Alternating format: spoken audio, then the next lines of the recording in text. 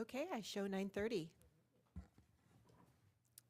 All right, with that, we will call the meeting to order of the Western Municipal Water District regular board meeting of February 4th, 2026 at 9:30. And Ms. Ford, may we have roll call, please? Thank you. Good morning. Director Gardner. I'm here. Director Torres. Present. Director Denstedt. Director Isby. I'm here. Good morning. Director Denstedt. Present. President Roten. I am here as well. Good morning. Good morning. Thank you. President Roten, you do have a quorum today. Okay, thank you. We will go to the Pledge of Allegiance, which will be led today by Wayne. Please correct me if I don't say this correctly. Kowalty? That's perfect. Yay! Information Security Officer. Correct. If you could just tell us briefly about your tenure with Western and lead us in the pledge, please. Sure, I'm an information security officer with the Western Information Services team, and actually this week's is my 19th year. He thought that would get him out of doing the pledge. This is the gift I get. All right, ready, begin. I pledge allegiance to the flag of the United States of America and to the republic for which it stands, one nation, under God, indivisible, with liberty and justice for all. Thank you. Thank you very much. Thank you, Wayne. If I Wayne, could- if- Wayne is the one that we lean on for all our cybersecurity issues. He does a fabulous job. Every time you get that weird email that you're like, I don't know, Yeah, his team's figuring it out. nice. All right. And Thank- Wayne was our first full-time IS employee. Oh. So, yeah. So he's been around for a while. Wow. Has quite a history. Oh, gosh. I don't A know if he's tube. been around Oh, that. my goodness. Put the Oh. card, stack the cards. Okay, we will move on to item 4, public comments. Do we have any this morning? We do not. Okay, and then going to the consent calendar, 5A, B, and C. Are there any questions or items to be pulled from consent? Second. Okay, we have a motion and a second. Ms. Ford, whenever you're ready. Director Gardner. Aye.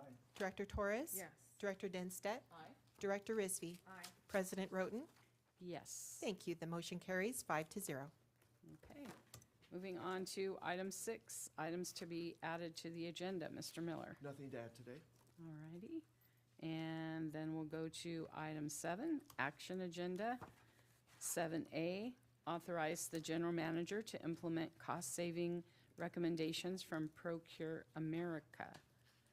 All right, this is something that we've been working on for some time, looking for creative ways that we can cut our costs and to the benefit of our customers. So this was a really interesting opportunity that we didn't know how it was going to pan out when we started. So the Finance Committee heard about that. Allison Clark has been leading the effort for us. So this is actually a better news story than I thought it was going to be when we started this adventure. Oh, that's always nice. Yep. Allison? Thank you. Good morning, directors. Good morning. So for the past 9 months, we've been working with consultants from Procure America to review different business expense areas within Western Water in an effort to find operational cost savings.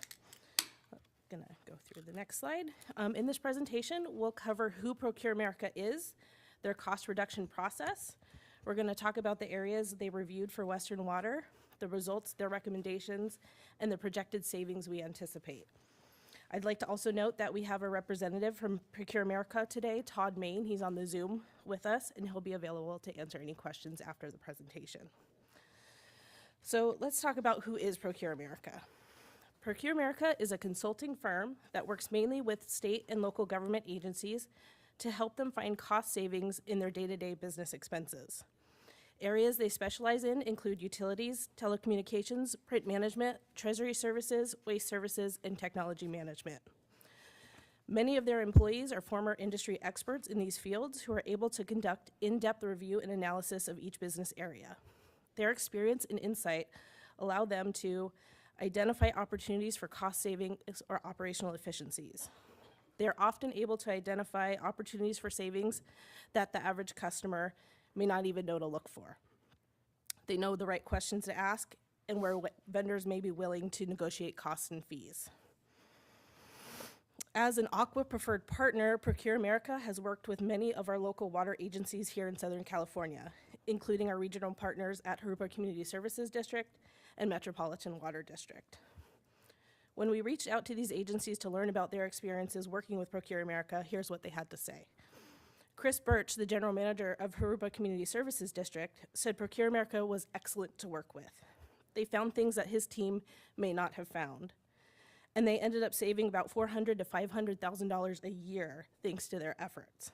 He highly recommended working with them and was very happy with their services. They did utilities and telecom review for Jurupa. Charles Ekstrom, the Chief Information Officer for Metropolitan Water District, said he was extremely impressed with Procure America's audit of their telecom services, calling their team highly efficient and knowledgeable. He indicated that they've actually exceeded their projected savings estimates and are saving almost $1 million a year. And he would absolutely recommend working with Procure America and would work with them again in the future. So let's take a look at their process. First, they work with the clients to identify which business expense areas to review. Their industry experts then do a deep dive into each area, reviewing invoices, statements, billed usage, etc. They also complete a vendor agreement audit, if there is an agreement in place, to make sure that the vendor is compliant and upholding their contractual obligations. In some cases, they directly engage with the vendor to negotiate pricing discounts or enhance services for the district. They then present a list of findings and recommendations for each area to the client, highlighting the potential for savings if the recommendation is implemented. It is then up to the client to review the recommendations and choose which, if any, they want to implement, that based on their operational or business needs. Once the client identifies which recommendations they want to pursue, the Procure America team works directly with the vendor to implement those recommendations for the client. The Procure America team remains engaged with the client and the vendor for the entire term of the engagement. They confirm the recommendations are implemented correctly. They validate the savings that are being realized on a monthly basis, and they monitor billing regularly so they can identify any errors that come up so they can correct them quickly, which this provides an additional level of oversight for the client with the vendor, so they can catch things that maybe the client does not. We utilized a regional cooperative agreement with the County of Orange for our engagement with Procure America. The County of Orange secured Procure America services through a competitive bidding process and entered into a cooperative agreement with them that allows other public agencies to piggyback on the agreement to get the same pricing and terms and conditions. Cooperative agreements like this are common for public agencies. We use similar piggyback agreements for our Microsoft licenses and our telecom services with AT&T, for example. Under the agreement, Procure America's compensation is based on a shared savings model, meaning there's no upfront cost for their review and analysis work or for their recommendations.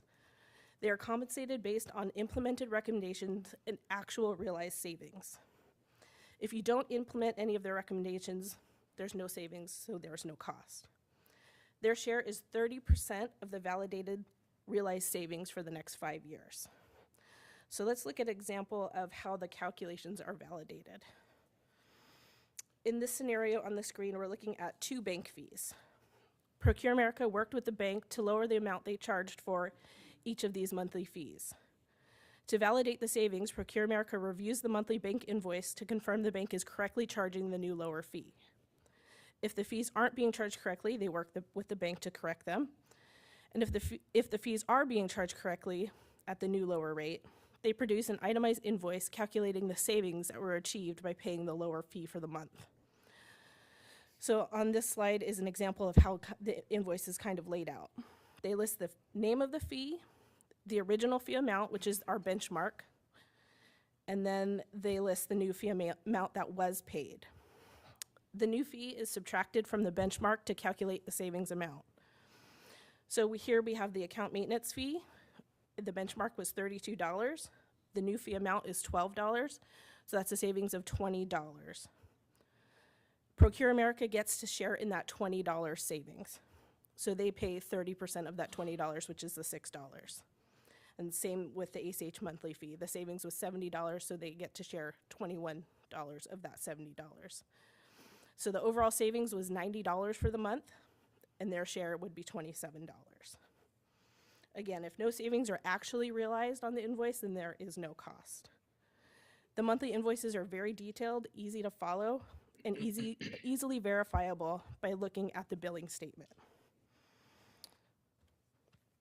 The areas reviewed by Procure America for Western Water included our utility accounts, our treasury services, our payment processing fees, our telecommunications account, and our document storage contract. And now we're going to look at each of the areas individually. For the utility review, Procure America reviewed all of our electric, natural gas, and water accounts. That's over 100 accounts in total between our SoCal Edison, SoCal Gas, and Riverside Public Utility accounts. They analyzed billing calculations, tariff rate schedules, metering accuracy, taxes and surcharges, and past usage and demand patterns.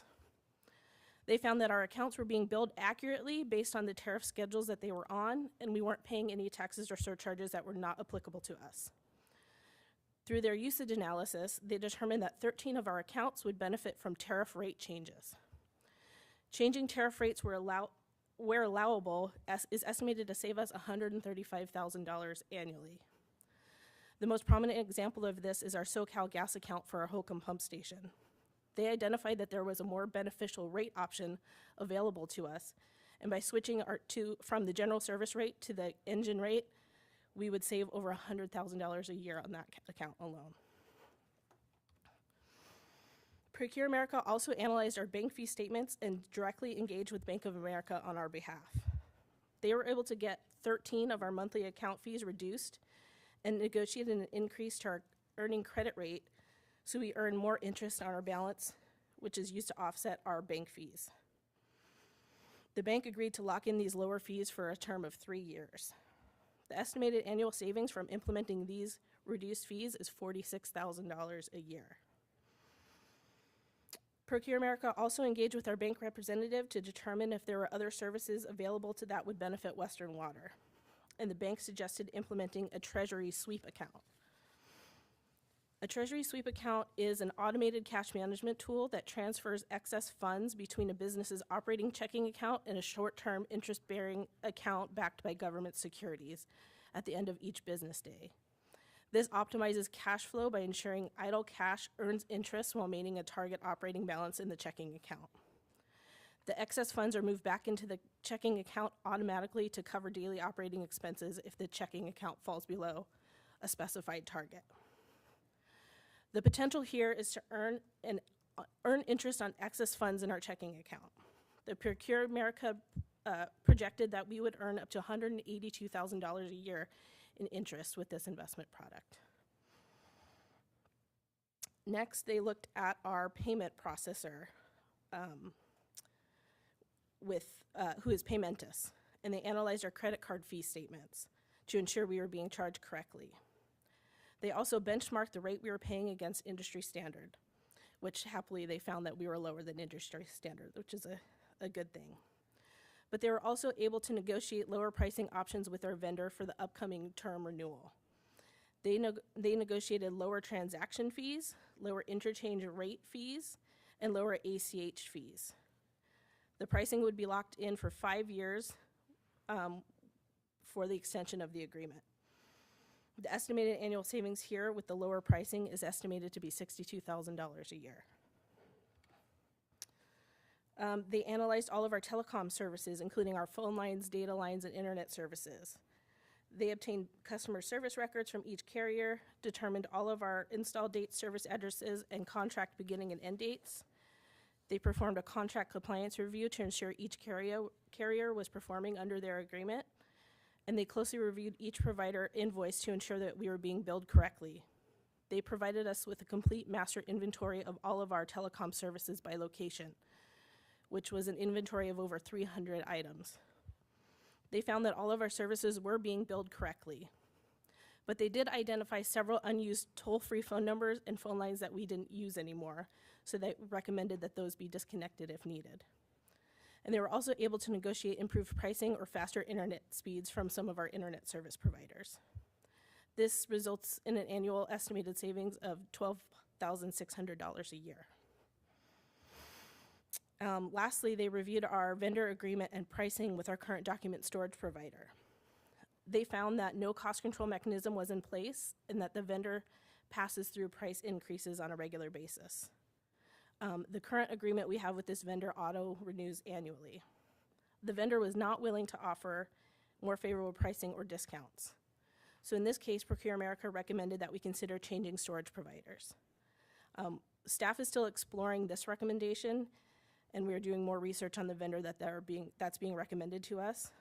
We have over 1,000 boxes in storage, which is 2.3 million pages or public records. So we have to really make sure changing storage providers is going to be the right move for us. As you can imagine, that's a large undertaking, so we're thinking about that one still. So there's more to come on this recommendation. So here's a summary of the savings that we just went through right now. By implementing the projected recommendations, we're projecting Western Water will save $437,000 a year. That's $2.1 million over the 5-year term of this agreement. Procure America would receive 30% of those savings, which is projected to be about $130,000 a year. Implementing these cost-saving recommendations will directly reduce operating costs in each of these areas. This is just another one of the many ways we're looking to reduce costs as a district. So today we're asking the board to authorize the general manager to implement the recommendations from Procure America and authorize us to make validated saving share payments to Procure America for the duration of the 5-year agreement. And with that, we'll open it up for questions. I'll remind you that Todd Main is on the call or on the Zoom for questions as well from Procure America. Did you have a question? Yes, did you want to ask a public comment? Maybe. Yes. Do we have any public comment? We do not.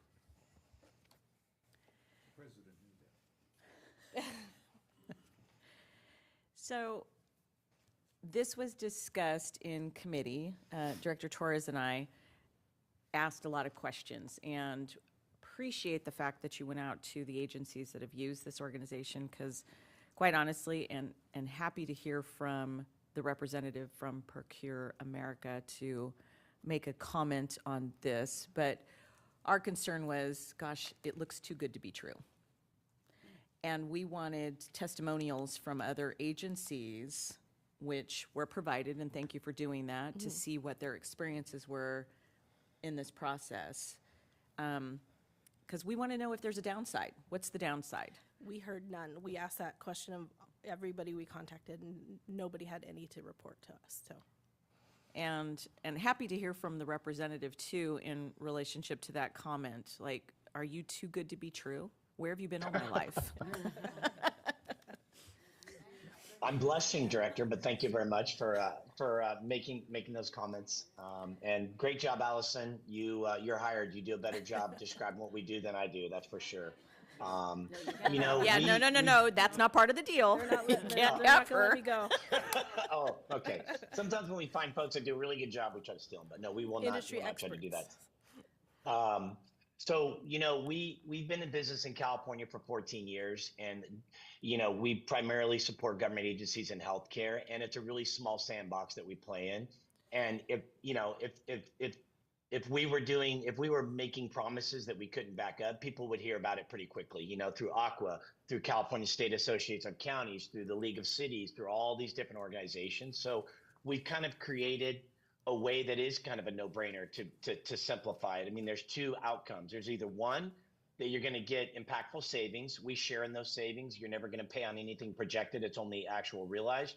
Or the second outcome, we don't find any savings. We write a letter to the board and say, wow, you had an expert, you know, that was in the industry for 10, 20 years and came in and did a deep dive and could not find any improvements. Great job. Give this staff a pat on the shoulder.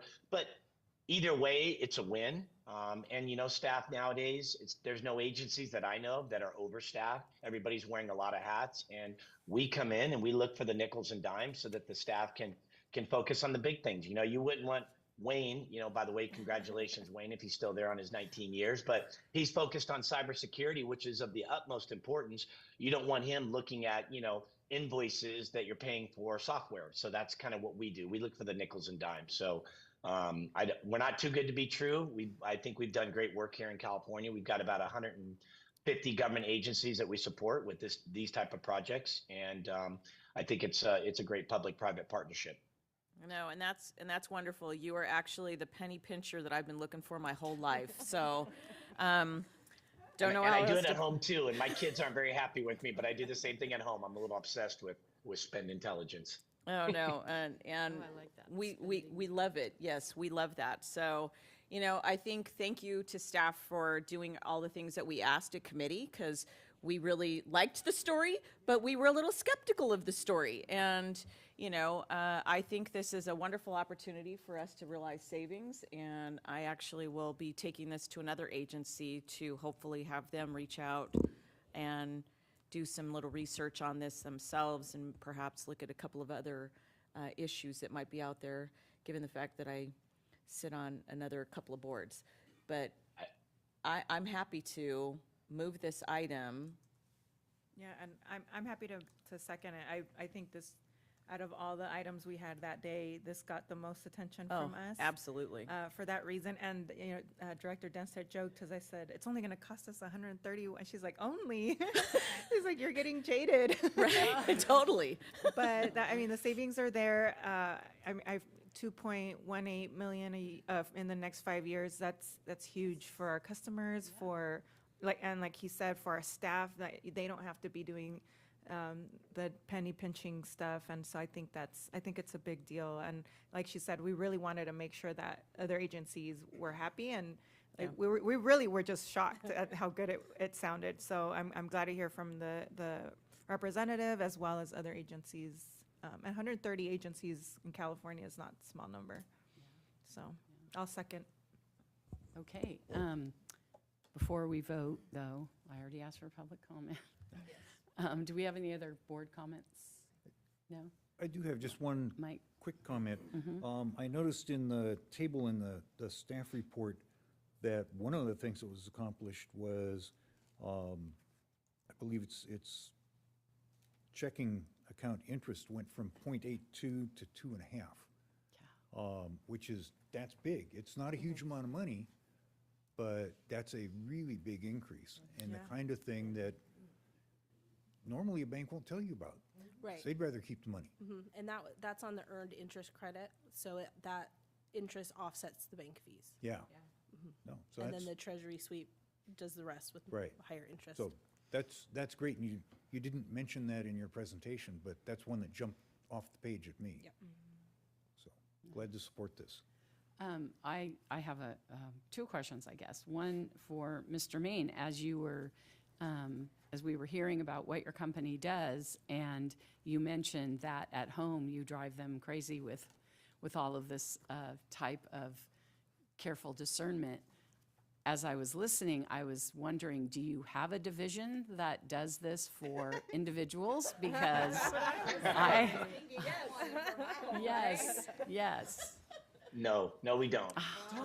Maybe that might be something we'll consider this year. We'll be Yeah. expanding into the personal. Yeah, you could do like a pilot program, because I have a feeling some of us would probably jump on board for The that. next Yeah. stat he'll say is we have 150 elected members Yeah, there you go. that I've heard. And the only question I had, this is more of a clarification probably for Allison.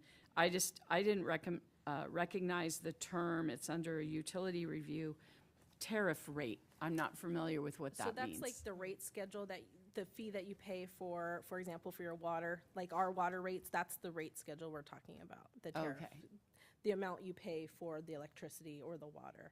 So some of the providers have different options that you can choose depending on the account, like there's an energy rate or a demand rate, so you have the option to go with one way or the other. And your energy usage and how you're using energy really kind of drives which rate would be better for you. Okay. So thankfully, they had the experts to be able to look at our usage and tell us, hey, maybe you should switch to the other one because you don't use the energy. You know, it would be more optimal to change to the other rate. So Okay. that's the tariff rate. And it's just called a tariff, Yeah. because I hear the word tariff and, you Yeah, know, that's. there's a lot of that in the I know. news, so No, I it- wasn't sure Yeah, what it's that just the meant. rate that you're paying for your Okay. energy or water. Yeah, it's essentially commodity charge. Yeah. Okay, awesome. Well, thank you. That was a great presentation, and we have a motion and a second. I think we're ready for the roll call vote, please. Director Gardner. Aye. Director Torres. Yes. Director Dinstedt. Aye. Director Risby. Aye. President Roten. Yes. Thank you. The motion carries Absolutely. 5-0. And thank you, Mr. Main, for being on Zoom today. Appreciate that. My pleasure. Have a wonderful day. All righty. Okay, we'll move on to item 7B. Authorize the general manager to execute a master service agreement extension with Paymentus. And Paymentus, yeah. I have a feeling, I put the accent on the wrong syllable, sorry. I have a feeling it's Allison again. I think you are correct. Allison's not got done with this me one too, yet. Allison? Yep. Okay, so this item is to authorize the general manager to execute an extension to our master service agreement with Paymentus. Paymentus is Western Water's payment processing service. So their services are integrated into our customer billing system and provide our customers with multiple ways to pay their water bills, including credit card payments and electronic bank transfers. Our development services team also uses Paymentus to collect payments from developers and customers. Our current master service agreement with Paymentus is set to expire in March of 2026. So as discussed in the previous presentation, payment processing was one of the areas that Procure America reviewed for us. And their consultants engage with Paymentus on our behalf and were able to negotiate discounted pricing for us. In exchange for extending our agreement for 5 years, Paymentus has offered lower transaction, ACH, e-check, and chargeback fees. And they have also agreed to charge a lower interchange rate for each transaction. So for example, the transaction fee we're paying now is 46 cents each transaction. They're gonna lower it to 30 cents, which is a difference of 16 cents. The real big one is on the ACH and e-check fees. Right now, we pay 46 cents for that one as well. Scheduled payments, they're gonna charge us for 5 cents. One-time payments are 25 cents. So that's a difference of 41 cents or 21 cents. So those are big savings right there. They've also reduced the rate on our interchange fee from 0.13% to 0.7%. These fee changes would bring our effective rate per transaction down to 1.42%, or from 1.42% to 1.16%. Again, this is well below the industry standard of, it's usually around 1.85 to 2.5%. Paymentus processes about $2 million a month in customer payments for us, which is about $30,000 a month in fees. With the discounted pricing with Paymentus, that would save the district approximately $62,000 annually, or $300,000 over the 5-year term of this agreement extension. After the initial 5-year term, the agreement could auto-renew for subsequent 3-year terms until we cancel the agreement. Before the end of the 5-year term, we will ensure that the service provided is still at or below market rate and that they're still meeting the district's needs. If they aren't at that time, then we'll go out for competitive bidding. So the ask today is to recommend the board authorize the general manager to execute an extension to our master service agreement with Paymentus. Okay, any questions from the board? I want to move the item, but I want to acknowledge that this is like the first savings that we're going to be seeing from our last action. So big, it's kind of cool. Awesome. Second. Yes. Okay, we have a motion and a second. Did we have any public comment? We do not. Okay. I'm just gonna make a brief comment. So this is something, and the previous item are something that I hope the public saw or heard, or, you know, with government agencies, obviously, they think that we think we have a blank check, and that's not how we operate at Western. And so this is something I think that we can share when the timing's right and the situation's right. You know, hey, did you know that we did this, and this is what happened. So, yeah, so, And quite honestly, there's another note, and I would just want to plant this out there for staff as we roll into budget discussions. I think this is a perfect opportunity at some point during those discussions to highlight the number of savings that we have realized in actions that we've taken to look at reductions or look at what our increases year over year have been on our budget and how we're controlling costs. So you guys sometimes don't ring your bell loud enough, and I just kind of want to put that out there. I want to let you know that Sarah's team has outreach in the pipeline, but we didn't want to jump out in front of the board. And we appreciate that. We do, but, you know, just at the time, when it comes up for discussion, we need to kind of see the line item of what's been realized in savings for our staff's recognizing and hard work. So, yeah, just putting that out there. awesome. Thank you. I think we're ready for the roll call, please. Director Gardner. Aye. Director Torres. Yes. Director Dinstedt. Aye. Director Rizvi. Aye. President Roten. Yes. Thank you. The motion carries 5-0. Okay. Thank you, Allison. We'll move on to item C, approve the renewal of the Western Municipal Water District Microsoft Enterprise Agreement for software licensing. This one is super exciting as we look at licensing agreements for Microsoft. Let's go, Mike. Good morning, directors, and thank you. I'm going to help you spend a little bit of that money that Allison just saved you. But I'm also going to tell you a little bit about how we're also working to make sure we're saving along the way. So this item is to request the renewal of the Microsoft Enterprise Agreement. Western Water uses Microsoft software across a vast swath of our technology, including the computers sitting in front of us all the time, our servers, our databases, and our cloud services with Microsoft Azure and Microsoft 365 services for email and intranet services and things like this. So it's a very important software suite that we utilize.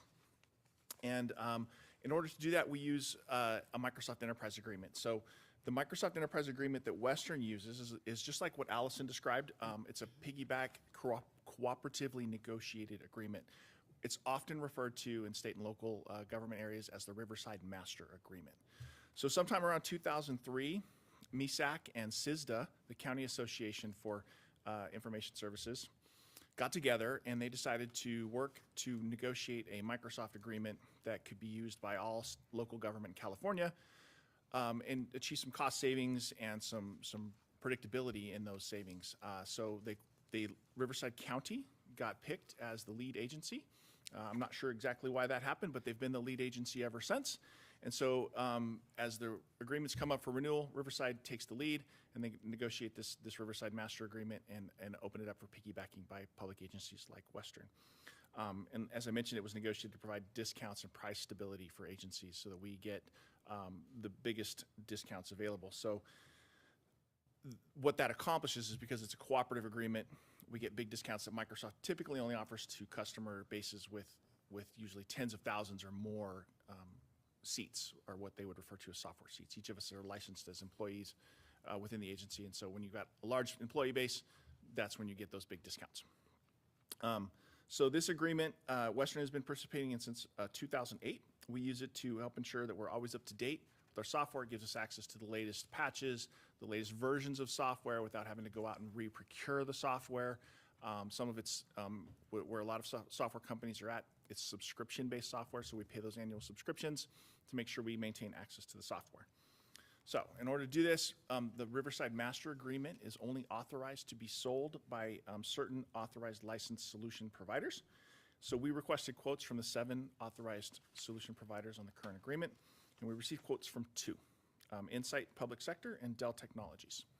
And the summary is in the staff letter on those quotes. So Dell is our current solution provider or license provider for the Microsoft agreement. And staff recommends that we stick with Dell to renew this agreement. And that recommendation, even though Dell's price is slightly higher, is based on performance in their partnership with us in servicing that agreement. We've had less favorable, we have to call them and if we want to make adjustments, we hire a few new staff, we need some new things, or we're adding a new product to our license agreement, we still have to work with this provider. And so they've been responsive and supportive of us over our experience with them. Other experiences in the past have been a little less favorable, so we recommend sticking with Dell.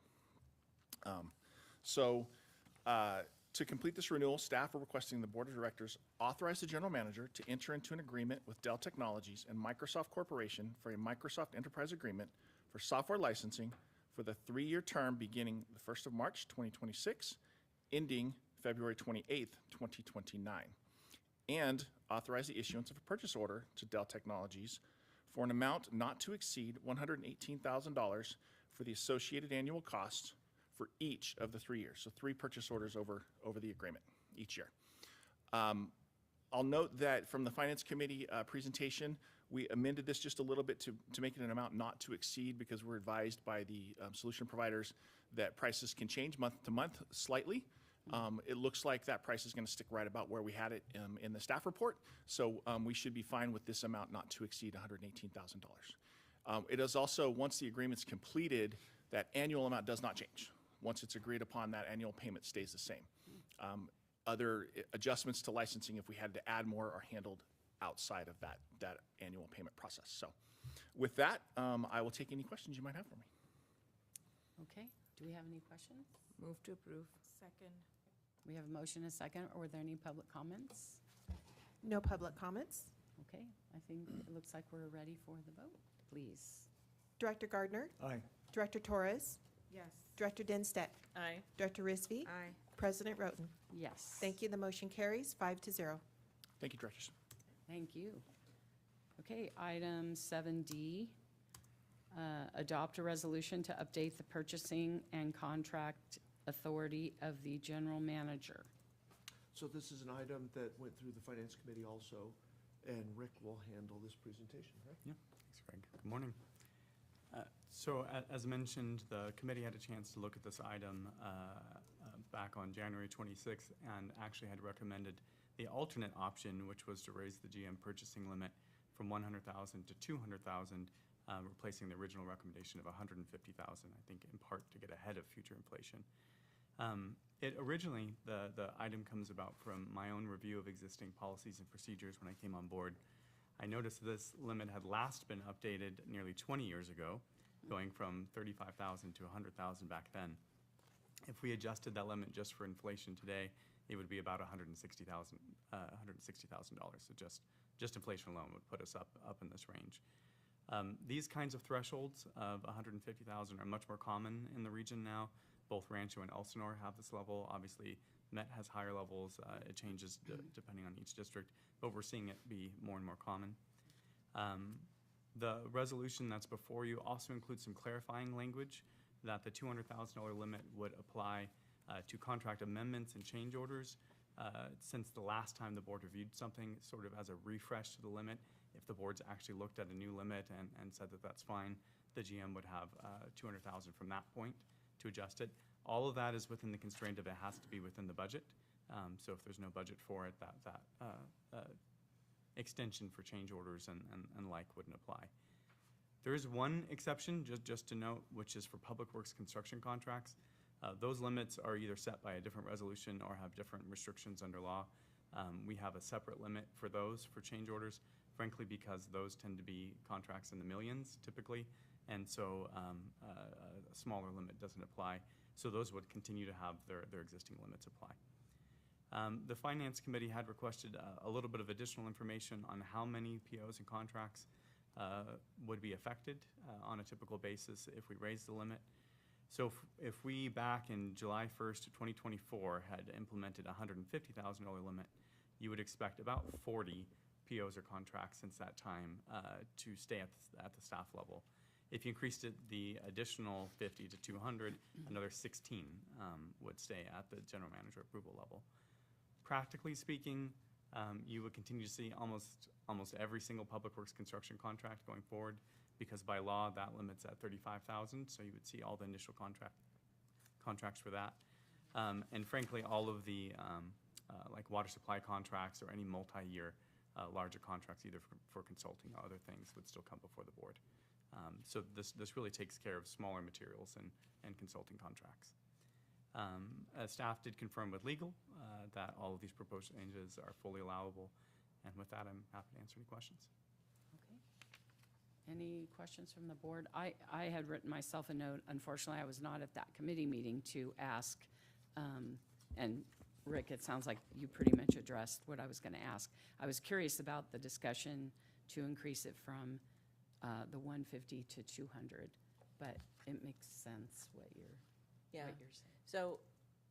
So as an example, Metropolitan's at 250 for all of the direct reports. So that includes the auditor, legal counsel, the ethics officer, and the general manager. So all of them have a threshold that was raised probably in the last year or two, somewhere around there. We had that discussion. I'm looking for my support out there in the audience from staff. But that was a discussion, and it just kind of paves the path a little bit. My only question would be to the general manager. You don't have any plans to go to like Tahiti or anything soon, right? So, I have no plans, and, I guess we'll see you in 20 more years for the next level of approval right? on this. Yeah, no. But I mean, it's clearly an efficiency tool. Right. To save staff money, funds that hit the budget, so that's a really good thing. We're very careful with the purchasing requirements. Rick and I talk about things like this a lot, and, kudos to Rick. Every once in a while, there is a contract that I could sign or I have signed, but because there may be incentives in that, where, actually, because they found savings or something else happened and it grew and now it's above 100,000, I guess we have to take it back to the board again. So, we're very cognizant of the limits, and this does give us a little more flexibility, so we don't have to come back to the board Yeah. quite as often. Yeah, and that's why we asked for the numbers to be presented to us so that we could see what the difference would be. So I think it increases it to a nice area, and it just makes it much more efficient. And I want to add, and two things. Yes, this is an efficiency tool, but it also, it's not like it makes things easier on Craig. Now he's responsible for $200,000, right? So this is a signal of trust that we have. And I know my initial question would be so are we not going to know that what he spent under 200,000? But I think in our time here, I think we can all attest to the fact that even when it was under 100, we would see those smaller amounts, or they'd be reported to us pretty consistently. So I don't think that would have, it really is not an issue. And I think our general manager and his executive team have done a good job at keeping the transparency open with us. And so I think the efficiency is what really is driving this, but also just knowing that they got to move faster than we can get together. Which is why we thought it was a good idea just to do it now. And so. Yeah, thank you, Director Torres. The board has checks and balances. Yes. Right. So That it's was not like you just my let go of the concern, that reins, if right? we will not see So- any project under 2,000. Yeah, but- you hear about all these costs in the budget. Some of them are line itemed out in the budget, even though they're below $200,000 or even below, $10,000. Right. And then you see the expenditures, right? Every check that's written is coming to this board monthly for approval. So even though I had the authority to do it, we still write the check, it's still audited, and you still see it in that 70-page report that monthly comes before you, that you look at and your eyes roll back in your head, and you're like, wow, some of them are multi-million-dollar checks and some of them are, $10.63, right? But As well as the public sees that. so it's not, the checks and balances are all there. So it's not, like, it's not for trips to anything or Tahiti or anything else. It's just an efficiency tool, and I do appreciate the board's confidence to do that, because it is very easy for the board to kind of squeeze down and want to be involved in every decision, which is tough administratively. So I think it's a great thing, and I really No. appreciate it. Thank you. And I say it in jest just because I want people to understand that we have a tremendous checks and balances process that goes on. It isn't just that we're freely giving you a checkbook that says, now guess what, you get to write stuff up to $200,000. We're not doing that, and that was why I say it tongue in cheek, that we're going through this. Now, the other tongue in cheek part is that Director Torres was, well, let's just raise it another $50,000 and go above that. It's just $50,000. So we were having an interesting day that day at finance. And how we've become, what's another $50,000, but really it is about, we wanted to ensure that there were some controls in place and that we knew this. This was not something that he's just going to go off rogue that isn't on budget.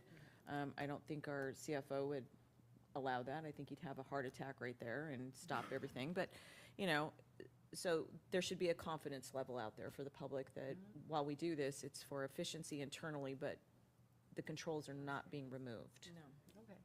Well, I appreciate that insight into how that all played out at committee. Appreciate it. Did we have any public comments on that one? We do not. Okay. Move Did we? approval.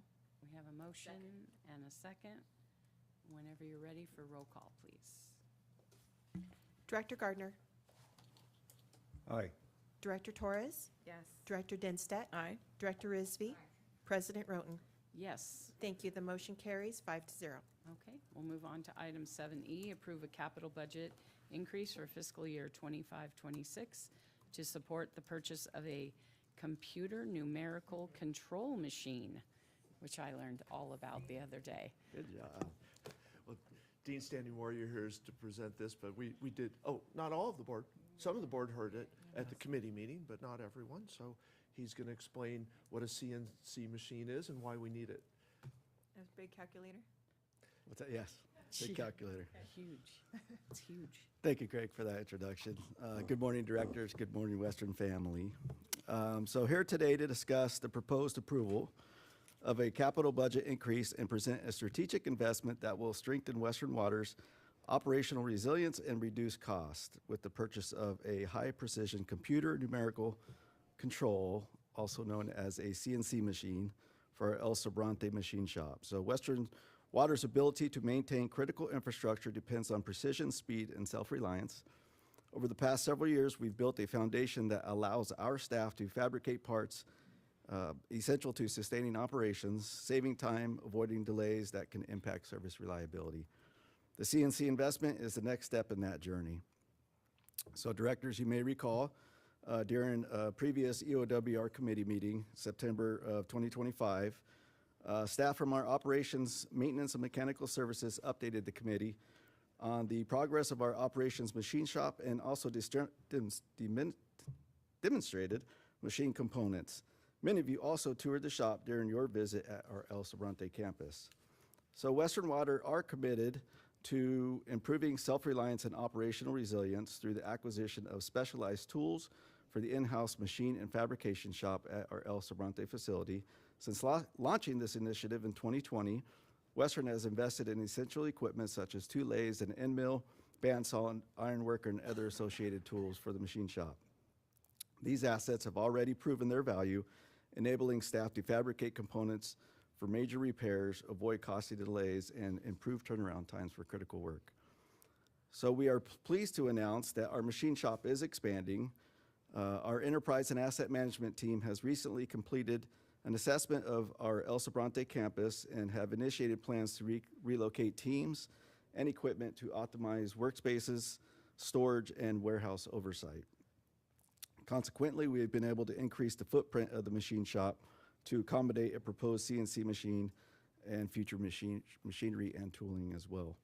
So what does the CNC add and why are we doing it now? So the proposed CNC machine will enable staff to produce multiple precision parts with greater speed and accuracy, including larger components currently beyond our capacity now.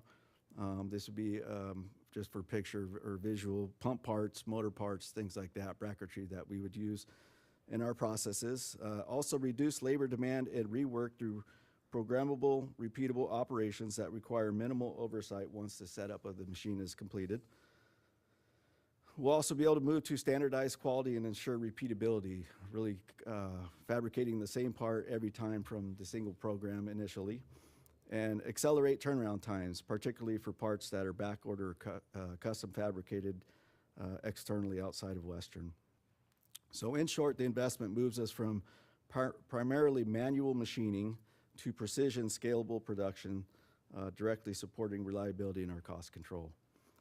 So staff did solicit and receive 3 competitive proposals for the CNC machine. ACT Machining of Fullerton, California was selected as a preferred vendor, offering the best overall value, delivery, installation, and operational requirements. The purchase price of the CNC machine, including tax, shipping, and installation, is $210,601. As indicated in the table in the staff letter, staff are also requesting a 10% contingency, budget contingency to ensure acquisition and our installation of the machine goes smoothly. There is a sense of urgency in securing this equipment due to rising prices driven by tariffs and limited availability. This request will secure a new 2025 model, which is in short supply prior to model year price increases. Further, expediting this purchase will help Western Water avoid cost escalations and ensure timely delivery of the machine. So both the model year combined with some tariff increases would increase the proposed cost by approximately $50,000. So we're expediting this process to meet a February 28th, 2026 deadline, pre-tariff deadline later on this month. So with that, we'll conclude with 2 items for your consideration. So staff is requesting the Board of Directors approve the capital project budget and increase the capital improvement facilities plan for fiscal year 25-26 accordingly for the purchase of the CNC machine in the amount not to exceed $231,661 and authorize the general manager to execute a contract and open the associated purchase order with ACT Machining in Fullerton, California for the purchase of the CNC machine for an amount not to exceed the $231,661. And with that, happy to take any questions. I have a question. Not a question. I do not have a question. I have a question. I have a couple questions. Apologize not being at the committee. You knew I was going to do this to you. I'm sorry. First of all, for the 2025 model, have you already established that they have one available, or are you looking at the next? We have established that, and it's sitting Do you have on a hold on the it? shop floor waiting for us. Okay, all right, just making sure. Yes. All right. What's the time frame turnaround? So when you're looking at getting this thing, how long is it going to take for them to deliver this piece of machinery? I assume it's not something that's We're actually, easy packagable and, they're waiting on us now for the purchase order if it was to be approved. okay, We've actually cleared the space at our operations facility, so once all the contract, everything is done, they're ready to deliver and install and set the machine up for us. okay. And then my last question is, do we have staff trained to use this equipment? We do. So if you remember from the EOWR presentation, Don, who came, he was kind of showing the machine parts. He's trained on these CNC machines, as well as he's had training for his staff as well. So he's been trained and able to train. So, Perfect. Yeah. Nope, those are all my questions, and I'm happy to move this item. I'll second, but that was going to be my question. I just was wondering if it's budgeted or it's going to be budgeted, any maintenance or troubleshooting for this machine, or is that us? It'll fall into one of our assets for the district, roll into our O&M, and Okay. we'll maintain it from there, service agreements and so forth. All right. Yep.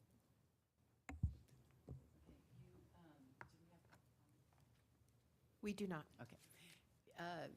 You mentioned that the area's already been cleared in order to Yes. fit this. So you gave a really good visual about the size Yes. of this machine, because I think I mentioned that day, looking at the picture in our Yeah, it looks like a printer. Yeah. it's like, oh, okay, it's gonna fit like this. Yeah. But, so can you just like approximately the area that it's gonna take up? Lay down, Approximately like about the size. lay Yeah, down, I have know. a few people lie down.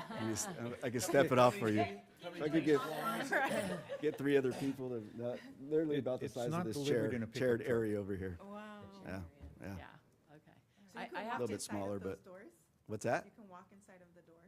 No, it's just the footprint of it's big. It's got an in and out and some things on it, but no, we don't want anybody inside there. Oh, got it. It's better not. So I have to tell you that answer. struck me, so strongly that I even showed my husband this picture. Yeah. And I said, how big do you think this is? And he's like, oh, I don't know. And then I gave him what you had explained to us, and he was like, oh. So I don't know why. Sometimes things just hit me like that, and because I think I had it pictured so differently. Yeah. So, yeah, thank you. You're welcome. No, this looks like you could pick it up and carry it in the back of your car. I and- should have brought it in and should have. For sure, and I have an ask. So my ask would be that once we approve this and you order the machine, somebody take some video of it and the space, what it looks like, get somebody to stand next to it so we know proximity and Sure. what it's actually going to do and work like. We can do better than that. You can do us We a will tour. schedule an Engineering Operations Water Resource Woo-hoo. Committee Okay. out at El Sobrante in the future, and All we'll right. take a tour. And I want to push a button. Oh, gosh. Try and set that up. You know that's what I want to do. Every time I come out there, I want to push a button and work some equipment, so. I'll have to talk to okay, Dawn about perfect. that. Does anyone have one of those Staples, red buttons? I want to push a button and make it go. That was I have one of those. Okay. Well, thank you very much. course, I thank think you. we're ready for the vote. Actually, can I make a quick Oh. comment? I'm sorry, yes, Mike, of course. I think this is really important for our shop and our staff.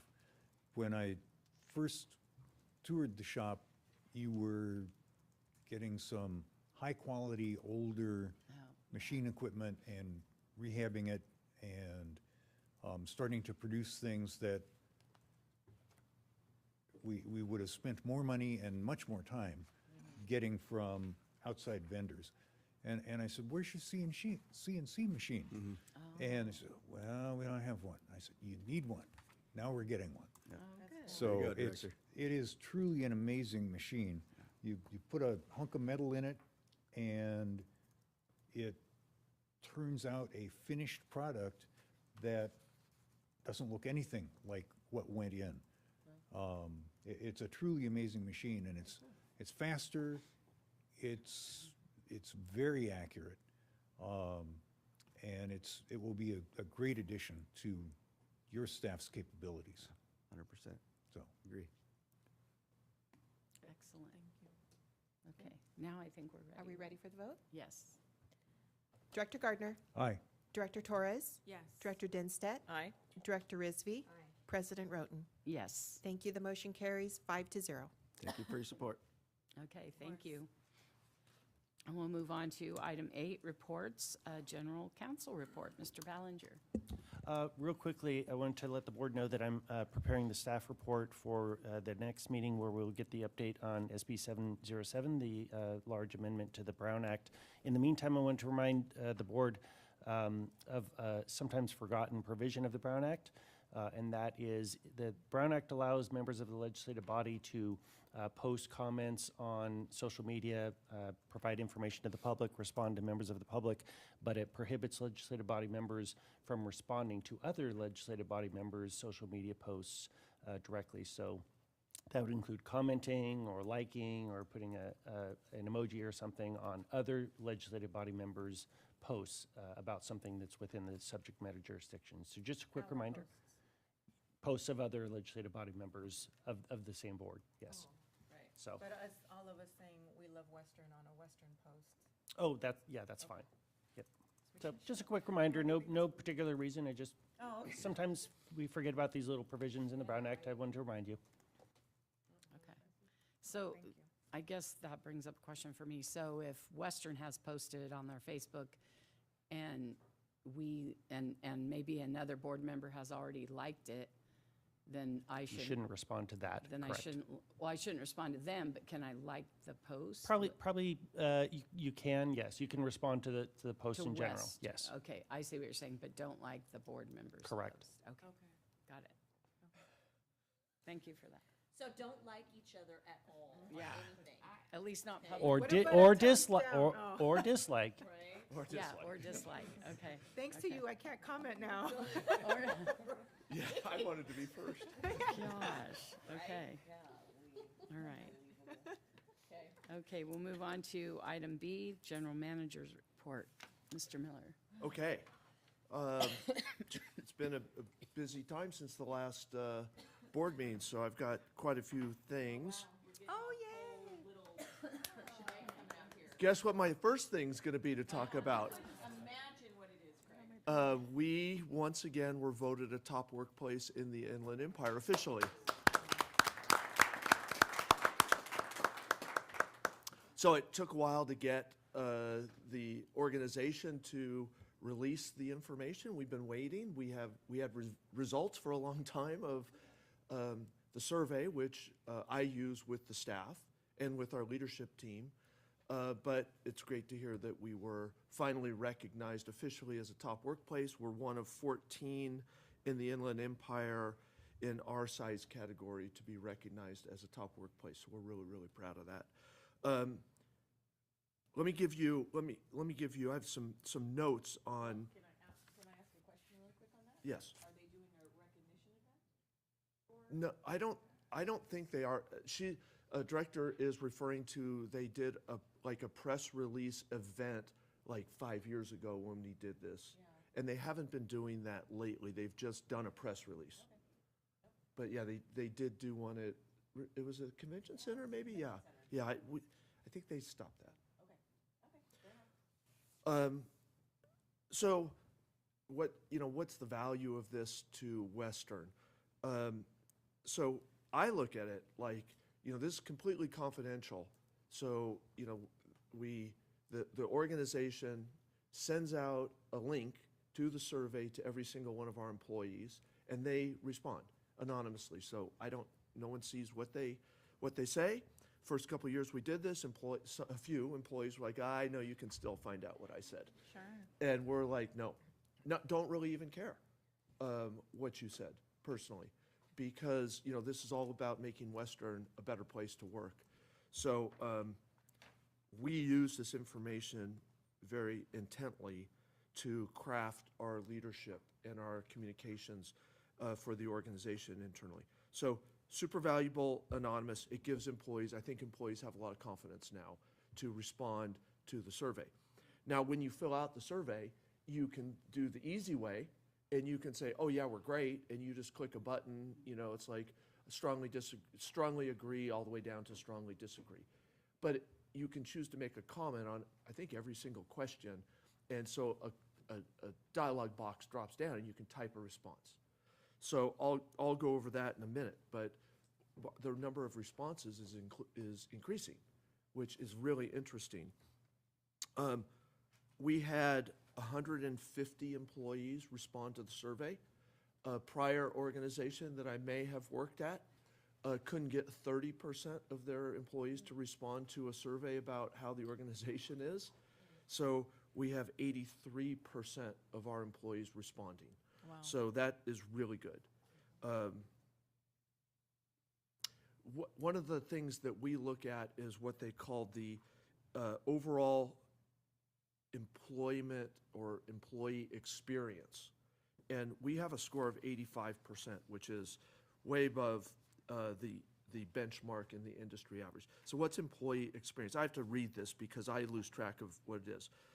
But it's 6 different items.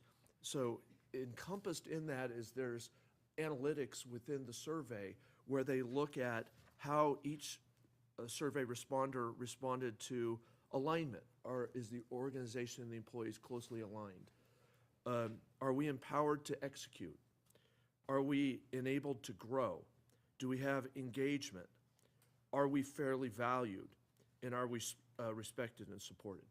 So there's a formula that comes up. So 85% is amazing. I have a few notes. I have 7 other things that we're really proud of. Would I recommend working at Western to others? 91% said yes. 89% said I believe Western's going in the right direction. 91% says my job feels like I am part of something meaningful. 91% feel included at Western. 89% are generally appreciated or feel generally appreciated. 91% my supervisor cares about my concerns. And 92% is I am overall satisfied with my job. So to us, that's amazing. I, of course, love those numbers, but we had 446 comments, the typed comments on top of those answers. So at first you might think, uh-oh, there's a lot of complaints because people have a lot more to say. But I read every single one of them, and the vast majority of them is, no, it's better than my checkbox said. So I really like it, and I'm going to tell you a little bit more. I focus on those few responses where they're like, this isn't good enough. We should change this. We should change that. I would feel better if we do this. I told the staff, and I've told them a couple of years, don't just tell me the general manager's dumb. Tell me what the general manager could do to make your life better, make Western better. What can your supervisor do? What can we do as an executive management team? So we ask the employees, don't just give us a snide response, give us creative, constructive things that we can try and improve. And we've implemented a lot of things. We've changed our entire hiring process based on comments that we got in past surveys. So we have independent panels, we bring independent people, and we have 3 different level of interviews with employees to make sure it's a very, very fair, transparent process.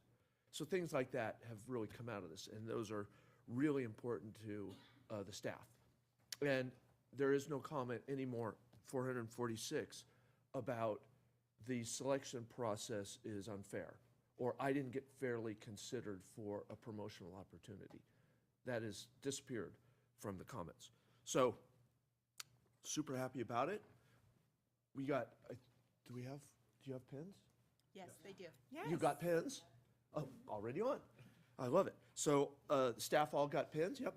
And so, we're proud of that. Mine went into my little display case that I have in my office. So, really good news. Super proud of our employees. All right. General items. So I have just a couple of questions. For this, do you have to be invited, or do you just apply? I make a decision to participate. Okay. So Candy, HR team comes to me and they're like, what do you want to do this year? Yeah. And I've kind of decided not to do it every single year because I don't think much changes year to year. I think it's more meaningful every couple years or every 3 years. So we've kind of gone into this every other year.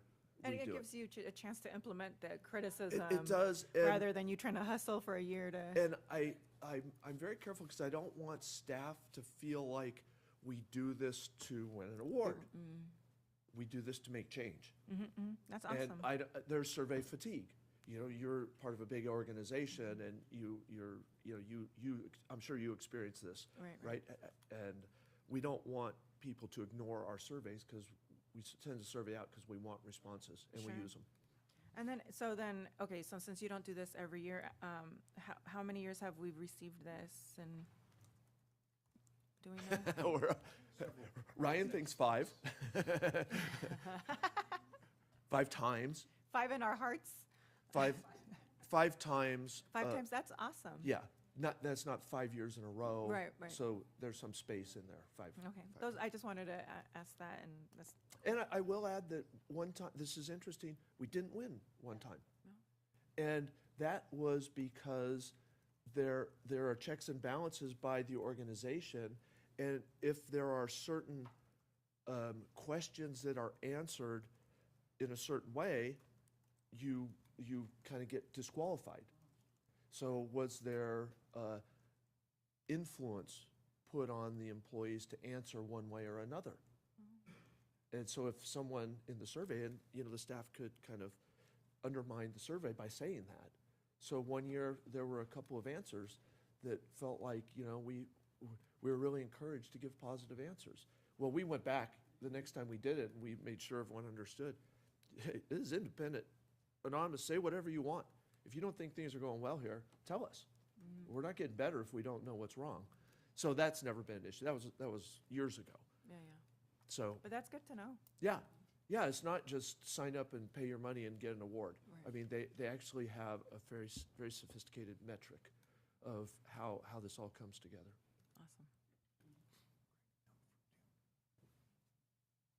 Awesome. Oh, officially 6 times. Update from Candy, who's on Zoom watching. 6 times. Awesome. And Candy and Bianca and Chelsea and the HR team obviously play a big part of this. And, you know, their job is in, you know, employee relations and employee welfare, and they like the good side of our employee engagement, and so they are big drivers to do this every single time because they're very proud of, you know, where we are. All right. SAPA had its 50th anniversary celebration 2 weeks ago. Great event, really fun, enjoyed it. I went up to the Southern California Water Coalition event. Several of our board members have gone to those in the past. This one was up in Arcadia a week ago Friday.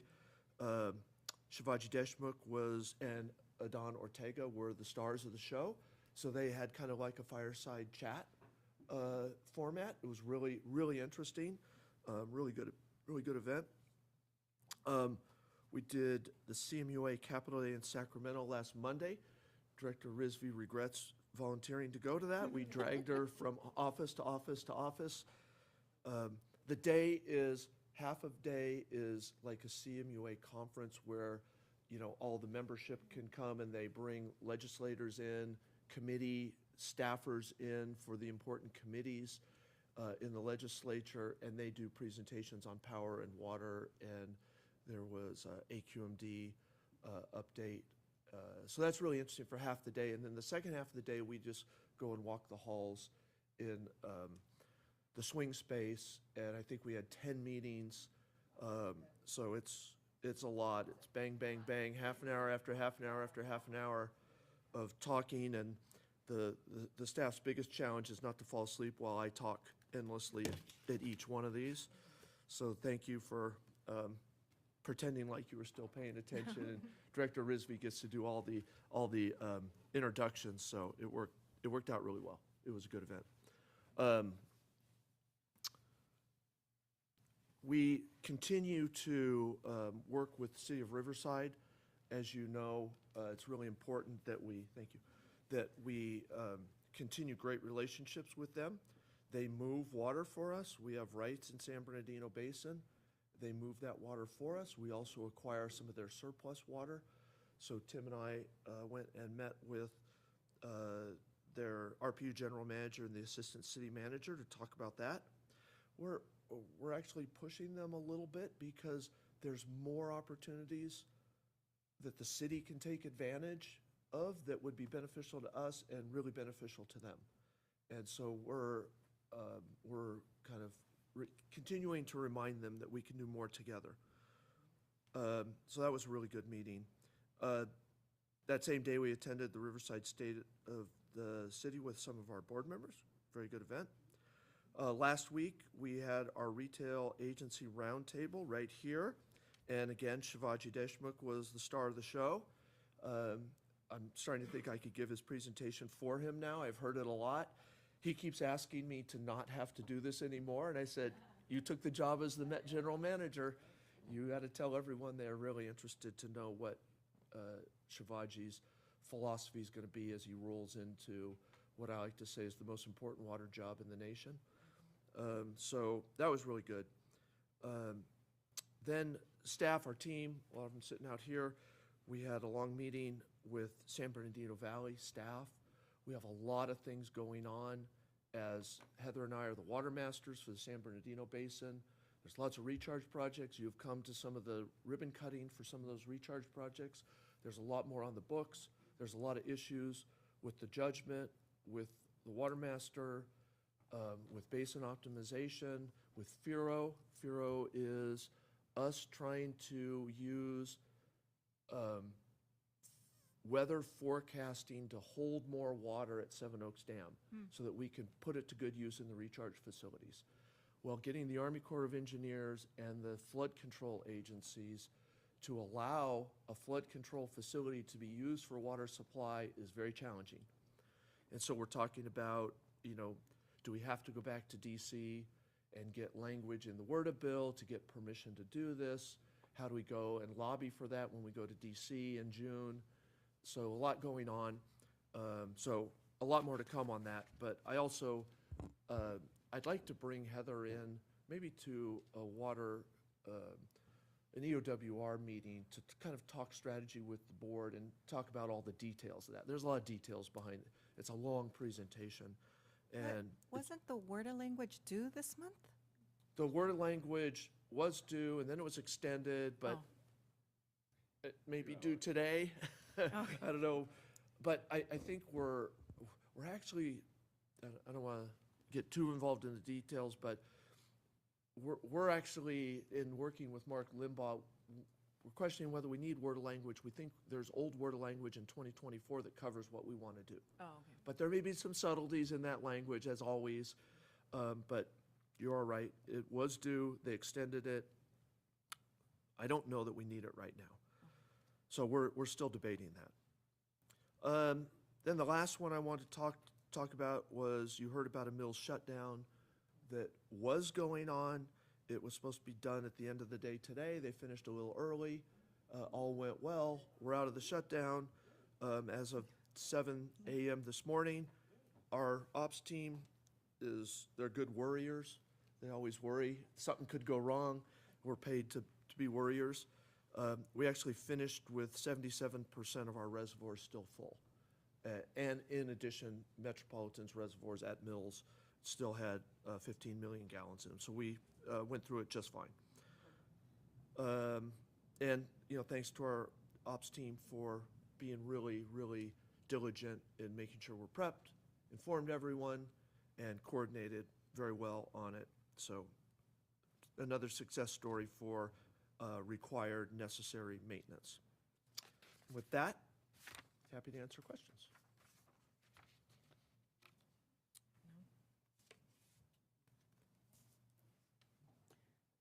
Okay, doesn't look like there are any questions, so we move on to the annual grant program. Yes.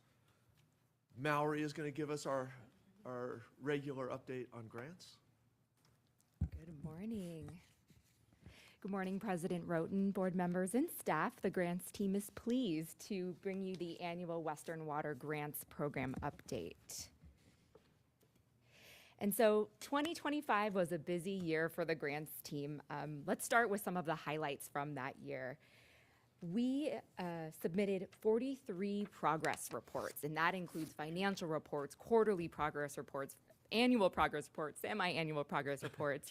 The team did all of those progress reports in 2025, and it's really a requirement to maintain our compliance with our grant agreements and keep our funding active. So we ensure everything is submitted on time, signed appropriately, and getting to where it needs to be. We also submitted 3 grant applications. One I will talk to you about. It's a little bit of a spoiler for a later slide, but it is for the congressionally directed spending request that we submitted in March 2025 for the reservoir management system for $1.1 million in federal funding. We just received confirmation last night that we got it, that it was allocated in the budget that was passed at the end of the month. So really exciting news. We had been waiting to hear. We were a little worried that we wouldn't hear anything, and with the budget passing in the last couple of days, we got that notification yesterday. Where's your banner? Why don't you walk a I banner don't out? have one. The faces of the team are the banner. So we're really excited. And Wait, sorry. Go ahead. Raise your hand if you had some hand in working on either developing the grant, thinking up the project to apply for. Wow. So it's not, it's a team event. Absolutely. Absolutely. So really exciting news, and I'm glad to be able to share with you today. We also executed 1 grant agreement, and that was for one of our SCADA projects. We completed 4 projects, so wrapped up a few that had been in the works and closing out, doing all the progress reporting and closeout requirements for that. And we requested $6.5 million worth of reimbursement. Now, actually, that is much higher when you put in SARCUP, our SARCUP program that we're going to talk about later. It's actually $15.8 million with the SARCUP program. So that's the amount that we've requested reimbursement for in this last year. It comes in a little slower than we requested, but it's requested. It's in the queue to be reimbursed probably sometime this year in the next few months. We also updated our authorized agents, if you recall that item a while back, to include our director and deputy director of water resources so that they could sign some of the forms that we have to sign, just creating more flexibility for the grant agreements and efficiency for the reporting timelines that we have and the turnaround. Sometimes it's a very quick turnaround, so if there's more folks that are eligible to sign these forms, it just makes the process a lot more smooth. And then we have 5 grant agreements that we submitted for closeout or were formally closed out. And yeah, that was some of our accomplishments for last year. So going up to our SARCUT update, more exciting news. All SARCUT projects are officially complete and the closeout process has been initiated. This is huge because this is 10 years in the making, right? I mean, we're excited because these projects received a lot of money and we're closing out a 10-year program that we've all been diligently working on. And so you may recall that we had a DWR site visit back in August. So kind of the last check mark from DWR saying they put their eyes on the projects, they're there, they're running, and they're real. They're real projects that are receiving dollars. And we expect one of our final reimbursements for this project or this program in the first quarter of this year, with the full closeout coming in June 2026. All of our required documentation will be in by then. And like we do with major milestones in our 10 years in the making program, we are currently planning a celebration for later this spring, so stay tuned on that. And then our next slide here is one you've seen many times. We just wanted to give you the latest and greatest of how all of the project and funding allocation is going along with each project. We secured $26.3 million in grant funding, and we are allocating the entire amount. And so there might be minor adjustments as we get towards our final months, but this is really the latest and greatest at this point. And moving on to our OLDCC site visit. So at the end of last year, December 11th, we hosted a site visit and a tour with Alex Young, who is the project manager for the Office of Local Defense and Community Cooperation, OLDCC. And the visit focused on the sewer force main project, which involves replacing 21,000 feet of sewer force main outside of Marb. This is our biggest grant for a single project, $13 million. So we really, when we got the call, hey, can we have a site visit? I'm gonna be down there, the OLDCC project manager. We said, yeah, we will make sure we are there and we'll show you the site. So a little bit of a quick turnaround, but we had a successful site visit with him. If you may recall, we were awaiting, because of the government shutdown in the fall, we were awaiting our notice to proceed on it. We were ready to go, the contractor was all set to break ground, and then the government shut down, and we hadn't received our notice to proceed, so we had to wait. And we waited, and it delayed things a bit, but again, more exciting news. 2 weeks ago, on January 14th, we officially received our notice to proceed. So Western's moving forward, and that project is going to be underway very soon. And here's a couple of photos from that site visit on December 11th. Want to give a big thank you to Tony Pollock and Alex Chang from Operations for doing the wharf site tour on kind of a short notice, and the engineering and their consultants for attending the site visit as well. So, and Craig, thanks for running in between meetings to be able to meet with Alec and making him feel really welcome here. So. And these tours are vital for maintaining our relationships with our funding partners, so we're happy to do it. And then wanted to touch on our grant management software. So all of those other things we have going on, but also we are spearheading an effort to implement a software that ensures compliance and enhances our efficiency and maximizes project impacts with grant funding. So we have a core project team consisting of representatives from IS, CCX, engineering, water resources, operations. We have this core project team that really provides the grants team guidance on how we can scope out a management software and how we evaluate potential softwares that are out there.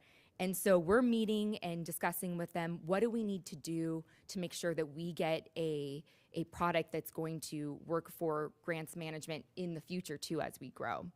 And so we aren't guessing at what we need. So first of all, one of the things we did is we said, well, before we go try to find something to fix and solve our needs and grow with us in the future, what is our current processes? Let's document those so we know where we want to be. So we've also, in parallel with this, did a whole stakeholder engagement sessions where we met with different team members, got their take on the grants program, how they're involved with grants, and identifying key improvements for the areas. So we're taking all of that feedback now, going to meet back with the core project team this month actually to discuss how do we bridge the gap between what we heard from the discovery sessions and how do we get to a product that's going to give us what we need, maintain communication, enhance, compliance, all of those things.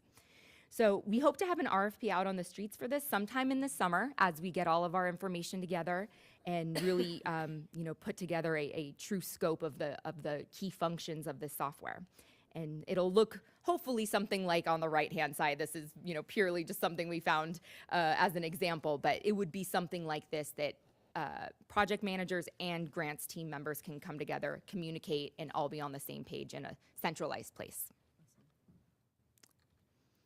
And one thing that we did when I was talking about documenting the processes is doing something that we call journey mapping. CCX helped us put this together, but this is not meant for you to read, but this is one of 6. Yes, no. Almost got out the magnifying This is glass. one of our 6 processes for grants management. This is just the application process. You can see just this process has many different decision points, parallel processes happening at once. So we did 6 of these all the way to the end of closeout of a grant, and it really helped us determine, where are opportunities for improvement. So That is a long, involved process. And it sure is. Sorry. Yeah. That's a lot. Yeah, it is a lot. And, through this process too, likely streamline as well, right? As we're getting through these things, a process, a software could help us streamline some of this, but it's quite lengthy. Yeah. And so moving on to, what's ahead in 2026. We've been working on a multi-year strategy for applying for grants. We've really seen a changing landscape in the available federal and state grant funding. So our strategy is to move forward with flexibility, and involves the cycle of assessing what's programs and projects are the most impactful, the most valuable for our district. What are we looking to move forward on in the next 2 to 3 years that's going to have the highest impact? And then taking those and researching the opportunities that can meet those impacts and meet the timeline. And then also considering whether, let's package things together, because sometimes there's multi-benefits. There's things that opportunities will rank you higher if there's multiple benefit and a more thought out package. And then finally matching those, sometimes there's funding opportunities that we find that they have much more flexible timeline and scope requirements and things like that. So if there's a project that needs that flexibility, we can really match it with that. And then finally submit, once we have all the coordinating schedules and budgets and scope, we can submit based on this strategy. And as I mentioned before on the spoiler alert slide, our congressionally directed spending for fiscal year 2027 is coming up. So another opportunity to submit for projects. They're commonly known as earmarks, so you might hear that from them. But these grants are flexible and typically have a low cost share requirement. And in some cases, they qualify for a cost share waiver, which we did get for one of ours. And we've successfully secured $11.3 million in federal funding through this pathway. We've previously been awarded $6 million for PFAS treatment and prevention, nearly $1 million for backflow upgrades, and like I said, just allocated yesterday the reservoir management systems for $1.1 million. So looking into what's ahead, we're already collaborating with engineering and operations and our federal advocates, the Ferguson Group, for potential FY27 projects. Those open up typically in a few weeks, so we needed to get ahead of it, whittle down the projects that we really feel are strong recommendations for it, and we'll be finalizing those in the next 1 to 2 weeks so that we can be ready once it opens. And last but not least, we always have to celebrate the wins. So we want to make sure you're aware of these upcoming celebrations. The OLDCC groundbreaking ceremony that I mentioned, March 12th is the date, and an invite is forthcoming. And this is for the Sewer Force Main project we talked about, the $13 million grant. And then later in spring, we are going to have the March Air Museum ribbon cutting ceremony. I believe it's tentative for April 16th, but that could change.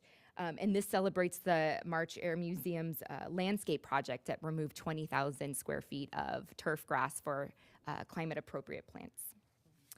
And lastly, we don't have a date for this quite yet, but the SAR Cup celebration that I mentioned will be later, likely later this spring. And with that, I want to thank all of the district teams that are involved with the grants for their contributions to these accomplishments, and thank you all for your time. I could take any questions. Sure. Just one quick question. Are we looking into Prop 4 monies? We are looking into that. I believe they're haven't released any timelines of when it's going to be out, but yeah, we're monitoring those. Mhm. That's it. Great job. Thank you. So I just have a comment that I just want to throw out there. First of all, kudos to staff for achieving all the things that you achieve. When I go up to Metropolitan, I hear about our success and how can they mirror us. So that's a wonderful testament to me that other people are watching what you guys do so that they can try to duplicate it. The other thing that I really want to compliment you on is, and this is for the team and in its entirety, you guys really look at these slides and put together very fresh, very relevant, very great descriptions. It makes it very easy to follow. The information is succinct, and you keep it real. And I love that it's fresh, because I'll tell you what, going up to Met, this damn slides every single time is killing me. So I just kind of wanted to put that compliment out there. I just really, all together along with our agency, you guys really do a nice way to keep continuing to better yourselves and putting your information together and make it very easy to follow. So I just wanted to put that out there. Thank you so much. Yeah, the team works all together to put those slides together. Thank you. I'd just like to remind you, Mallory, and your team, that none of you want to work in Los Angeles. No. Again. Why? No moving jobs. No. Yeah. Got it. Noted. We don't want that. No. I tell people, do not perform theft. So. Good one. Absolutely. Wow. Okay, thank you so All right, much. thank you. Great report.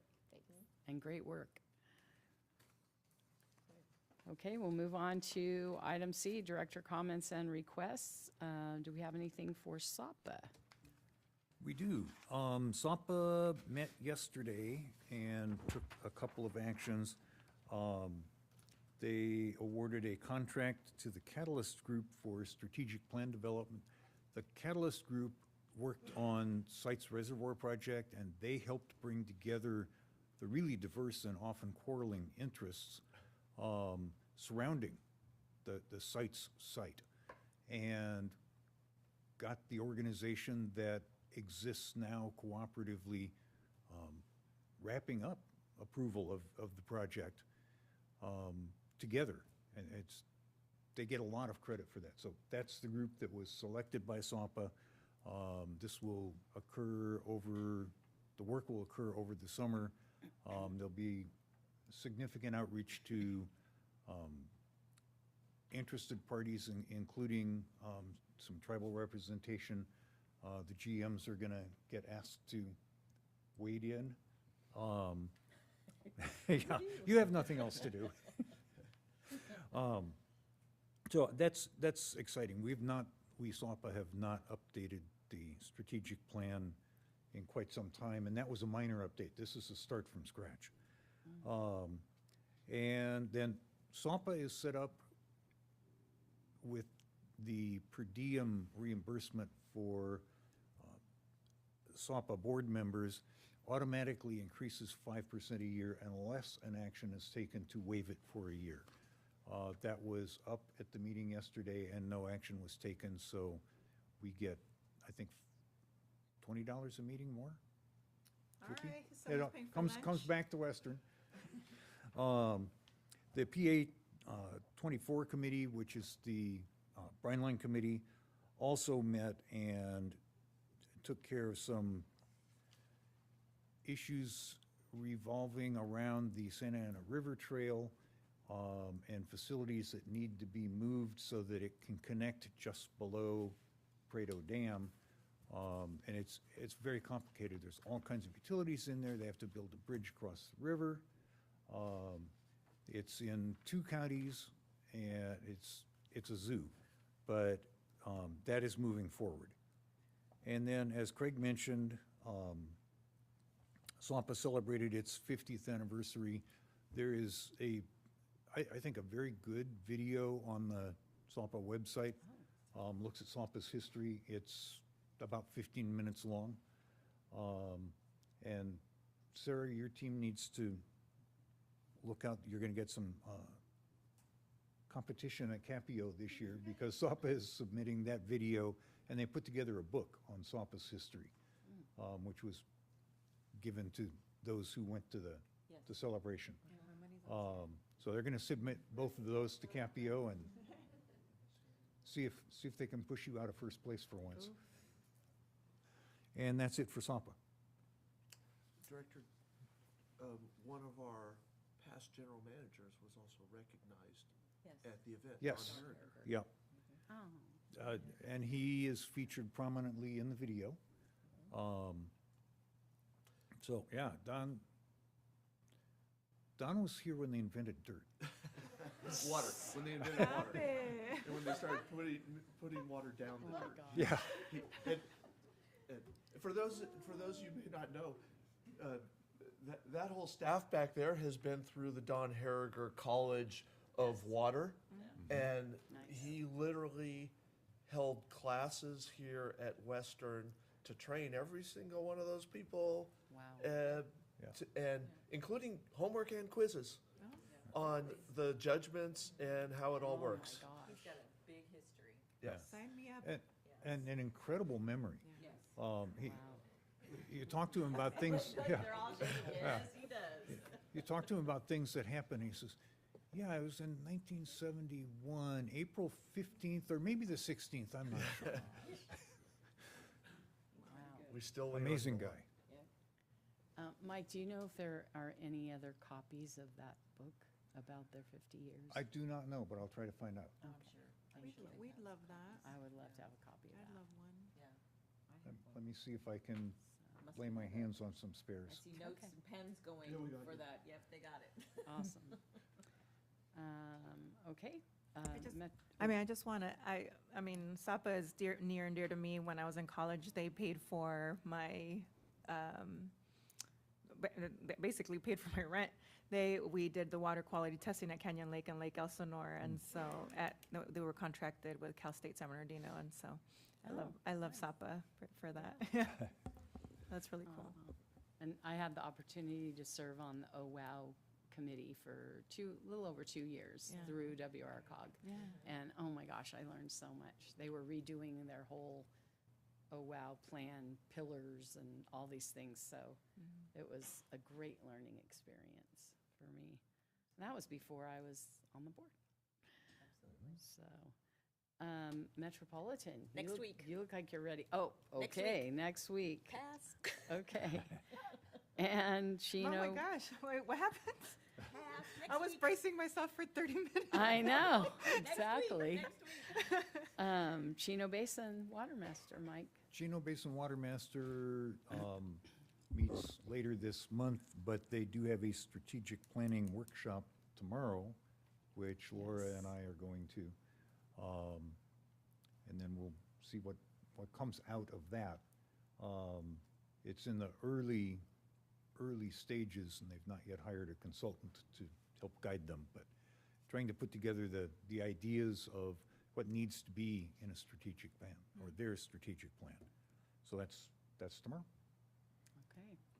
And CDA, I think is the same.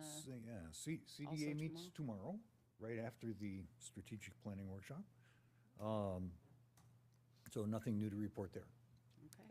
And RCRA? RCRA, we had a Zoom meeting just for one item to issue a procurement purchase order to APGN for replacement blowers at the treatment plant, and that was approved. That was it. Okay. It was replacing what? the replacement blowers. Oh, at the- blowers, oh, yeah. okay. All right, and how about WRCOG? WRCOG, we did have a meeting, but I just want to say, you know what? When I was sitting on RCRA, this is not the kind of meetings that we had at RCRA, okay? Just saying. WRCOG, we welcome 2 new members to our executive committee.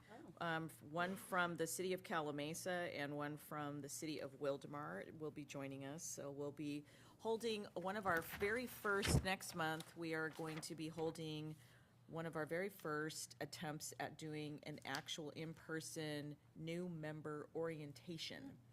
And we're inviting anybody to come and participate that's been a part of that if they'd like to hear about more the programs that have been stood up, some of the events that we take place in, and finding out what our general mission is and what we do out there. So looking forward to doing that. I'm going to try to fit that into my calendar, hopefully, and participate so we can answer everybody's questions and they can understand what our mission is.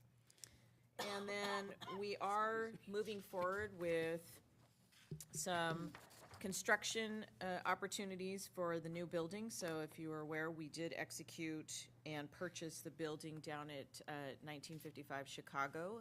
That was the old Progressive Insurance Building. Progressive is now moved out of the building, and so we're going to be doing some TIs, and we entered into a property management agreement because there are several tenants in there that obviously we want to keep those agreements in place, and we want to make sure that it's generating revenue for the building to be able to occupy that. So we went ahead and made that agreement, so we've got a new property management group coming in to facilitate all of that.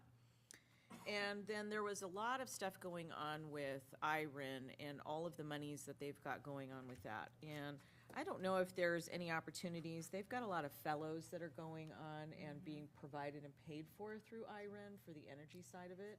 I don't know if we have an opportunity to try to take advantage of that, and somebody wants to take a look. We're definitely using their program. Okay. So we're getting several fellows. I don't know how many fellows we have right now. Several. Okay. Don't bother.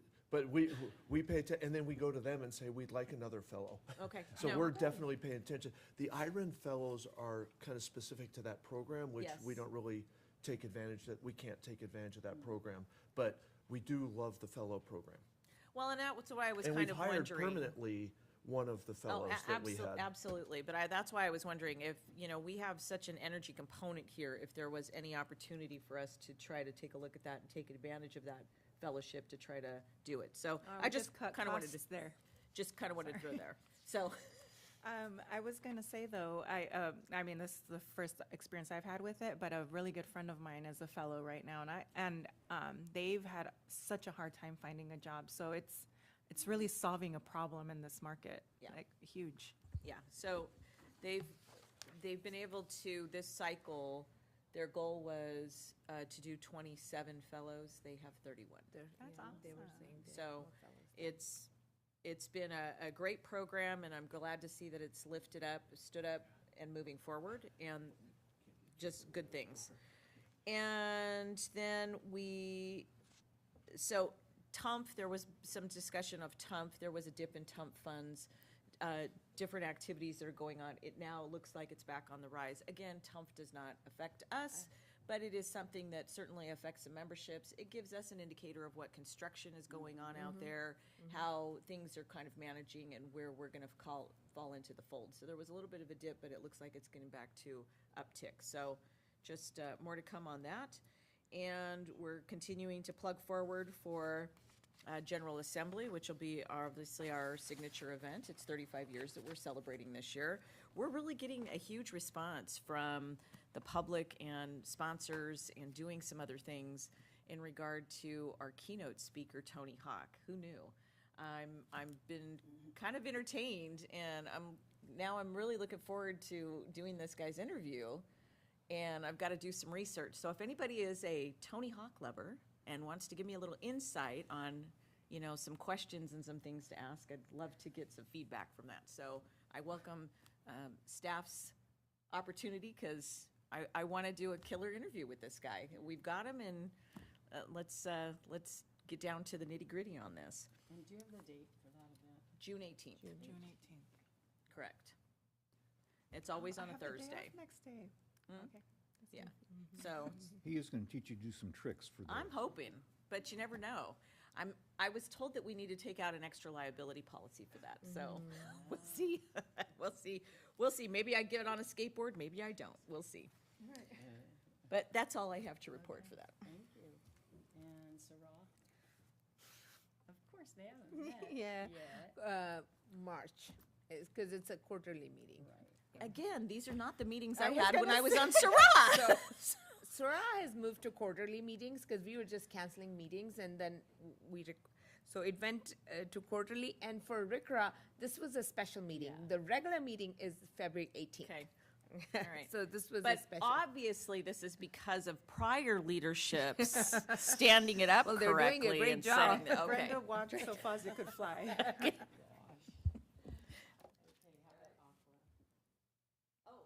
So we did have our meeting last week. I think it was last Wednesday. And we had a discussion. So we have a program that's going to be coming up for Aqua for conference. My suggestion, and thank you to the Aqua board members who took a firm bite on this.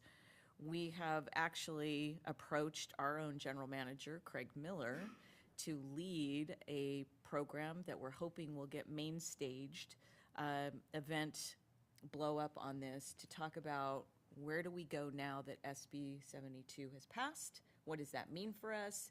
What does that mean to Aqua? What does that mean to all the agencies? And next steps and process. So looking forward to assisting with that. My colleagues have taken a hold of that, and they're going to run with this program. I did have an opportunity to attend an event with Assemblyman Jeff Gonzalez from Coachella, who is also the vice chair of Parks and Wildlife for the Assembly side. Water Parks and Wildlife, thank you. And has expressed interest in being able to attend that and perhaps participating.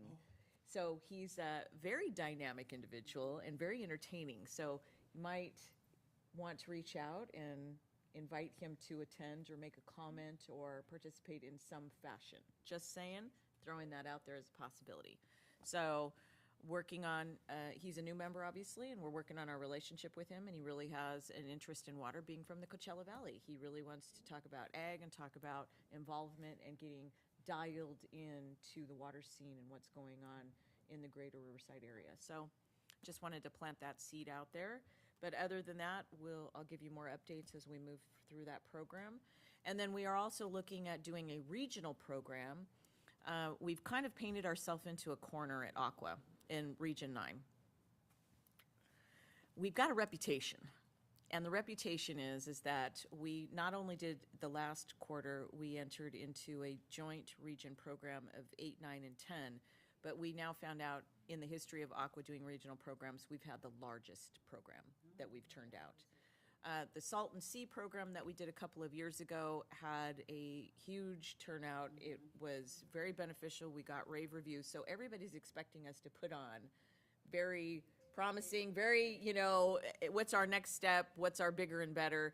And so we're really challenged with that. So we'll see what the program holds. It will probably be late summer, early fall when we do that program. We're looking at the potential of a venue out at our very good partners and fellow board member out at Rancho California Water District, Bill Wilson out at Wilson Creek Winery, because it's always a popular venue, and he has great space, and it is a partnership because a lot of people have really been interested in what is ag doing to partner with all of the water agencies, and so we're looking at what the potential of that program is going to look like, but we'll have more to come when we land on a date. And then as the program unfolds and we come up with keynote speakers and guest speakers and panels of such, I'll share that with you as we move along. Okay? And that's all I have to report on Aqua.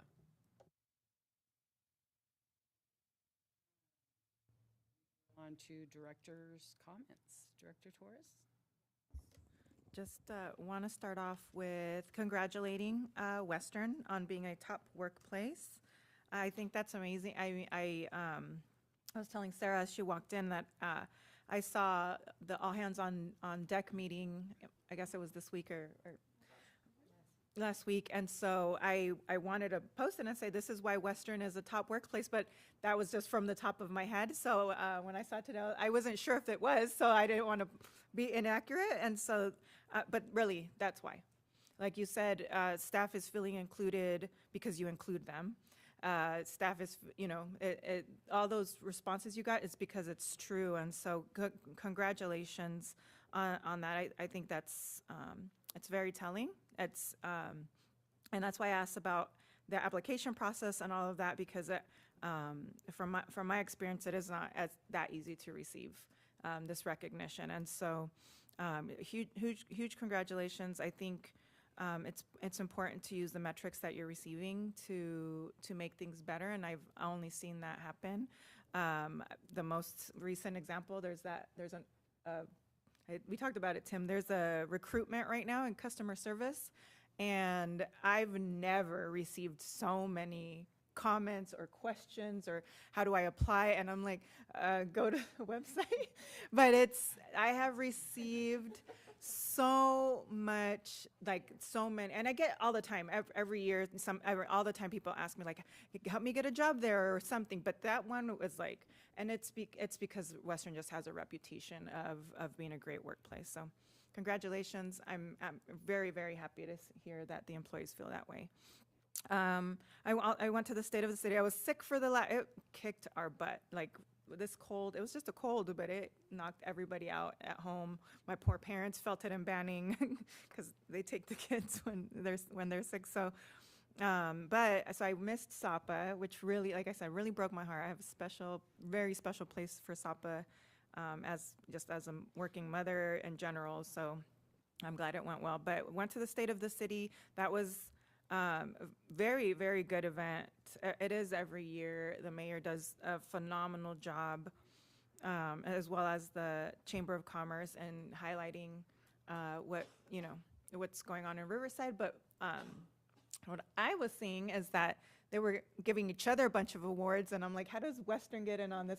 I don't like going places where Western's not awarded now, because we're so used to it. So how do we get a "We're Very Pretty" award? So, that's just, yeah, right. But it was a good event. It was great to be at our table and hang out with all of you. And then I was very pleasantly surprised at a press conference that popped up on my screen, on my Facebook page, with the mayor and President Roughton for a pump. And I wanted to hear more about this. Oh, I didn't know it was on there. Yeah, there was the fire department posted it, and so I wanted to learn more. I listened to the press release, the press conference, but I didn't listen to the press. Yeah, so I'd love to just if we could just maybe during a committee just learn more about what this partnership was. I had no clue about it. So.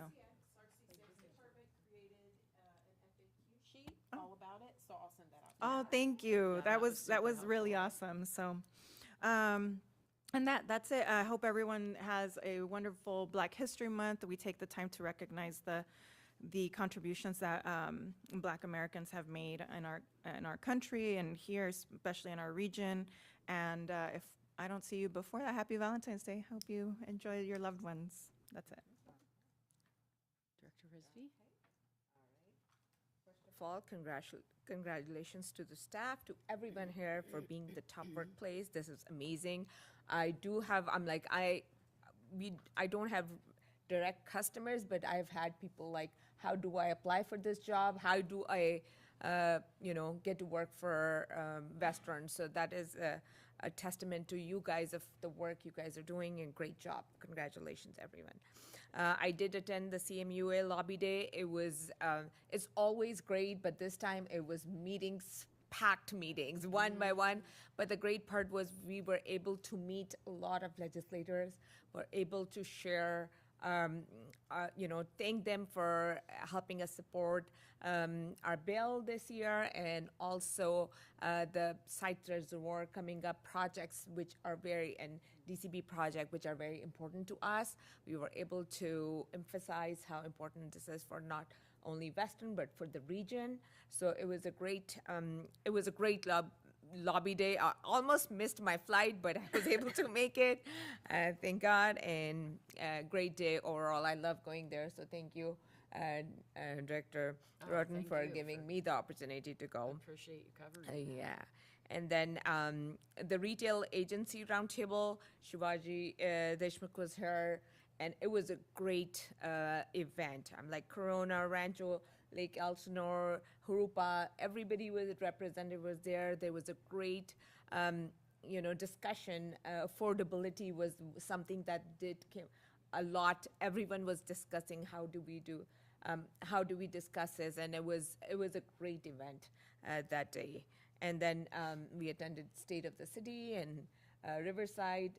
It was a lot of people this time. It was like almost 1,200 people. I'm like, it's growing, right? It's getting bigger. Yeah, so that was the students were there as well. So it was a great event overall, and for me, that's about it.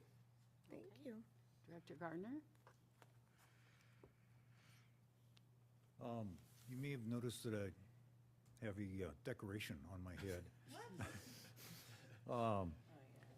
The story is, I was in the grocery store, and there was a young mother with toddlers who was being attacked by a guy with a machete. I stepped in between them and got smacked.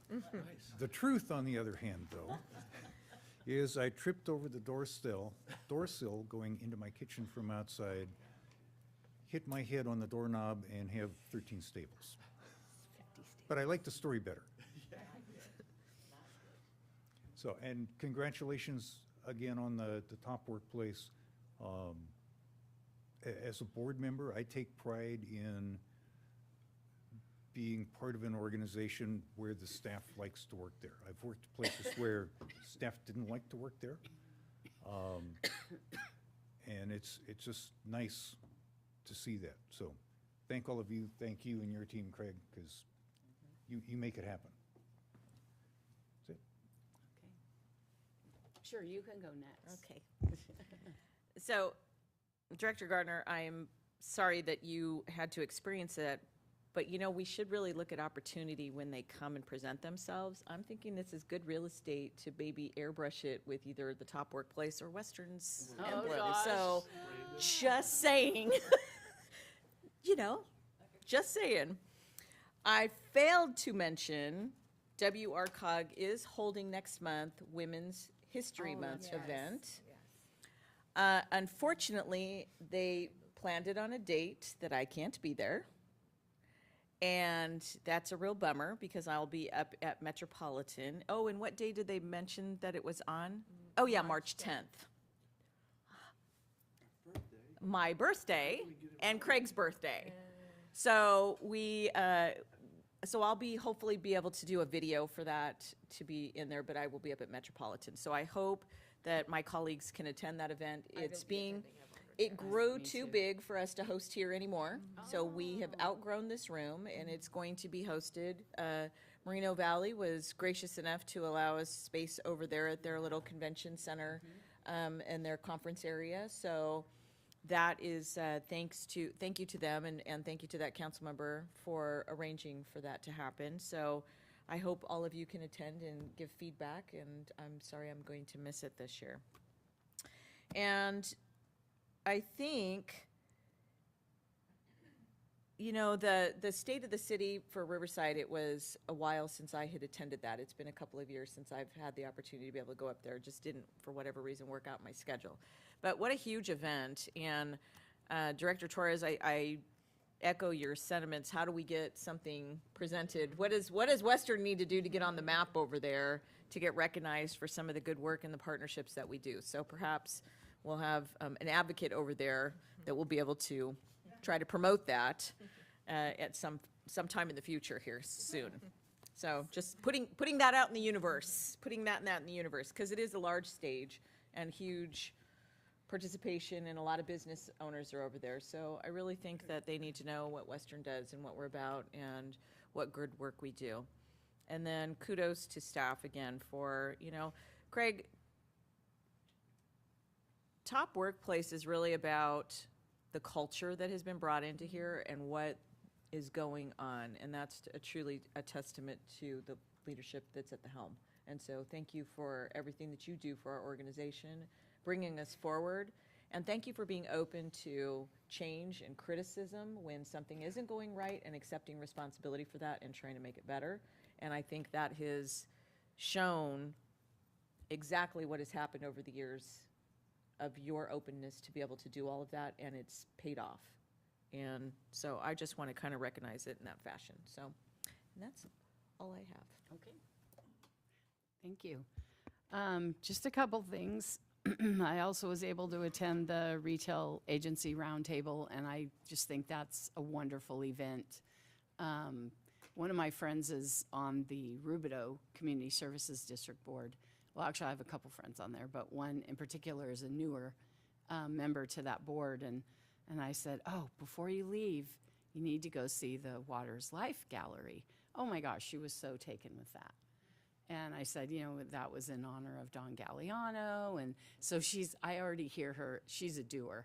And I already hear her talking to Brian, their manager, and saying, we need to get involved in this Waters Life thing. And so they're going to look into it and see what they can do. But she just thought that was wonderful. So it's kind of cool being able to show off things like that. And we see them so often, we get used to seeing it. And sometimes we don't realize what someone else's eyes, when they see it, especially the first time, and they're like, wow. It's kind of like when people come to my house for the first time and they see all my penguins.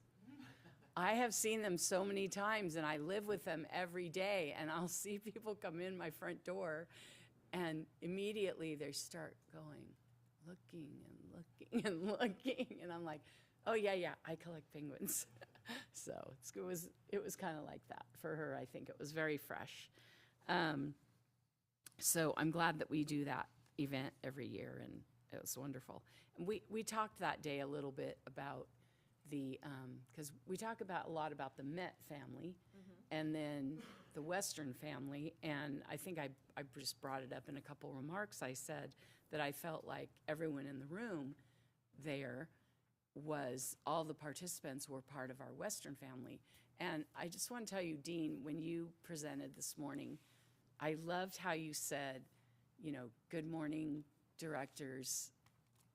I can't remember if you say staff or you just go right to, and the Western family. You've done that, I think, a couple times when I've heard you present, and I don't know, I really like it. So, yeah, you called us family. No, it was, I just really appreciated that and appreciate that feeling. And that's one of the reasons why we're a top workplace. And so it is a culture, you know, it is, I am so proud to be able to serve on this board and to be able to work with all of you and as a team and as individuals and what you all bring to this, this thing we call Western Water. And it's pretty amazing. So thank you. Now, a little bit on the pump pod, because I'm glad Tammy said she would send you out the info sheet. I didn't really know a whole lot about it until this opportunity came up, and Tammy graciously sent me the information. And it's a Metropolitan Water allocated, I want to say it wasn't $30 million. It was a lot of money for these grants for these pump pods. And what they are portable pods that pump water for training the firefighters to learn how to use the hoses and learn about the pressure from the hoses, and it recycles it. So it's not all this fresh water running down the drain every time. I believe it was, I'm going from memory here, so I believe it uses about 2,000 gallons for the training, and then it's done, but it keeps recycling it so that they all get, you know, their chances at learning how to use the hoses and this kind of thing. And it was so cool, we talk about partnerships, to walk up and seeing this trailer, which is beautiful, that holds the pump pod, and seeing the Western Water logo on there as one of the partners. So it was very cool, and Patricia Lock Dawson, Mayor Lock Dawson, and myself, and the fire chief, Captain, forgive me, his name starts with an S, I think, but I didn't remember his name, and the, one of the folks from RPU. There were 4 hoses, and we got to, they counted down or whatever, and we got to like pull back on the lever, and then the water starts squirting out into this pump pod. And so I said, wait, we're not going to get like kickback, are we, from these? Because you see it usually takes like 2 people to hold a fire hose at least. Yeah. And they said, no, they're mounted. I was like, okay. So they were stuck to the apparatus or whatever. But and there was a little bit of mist, but nothing too bad. And it was very warm. So I'm like, no, this is great. And, lots of firefighters there, and just a lot of folks. Tom Evans, who used to be on the board here, was there. He serves, I think he said he serves on the RPU board. Right now. So he was there and reintroduced himself to me, and I knew he looked familiar, and I hadn't placed who he was. And then our staff was there and just did.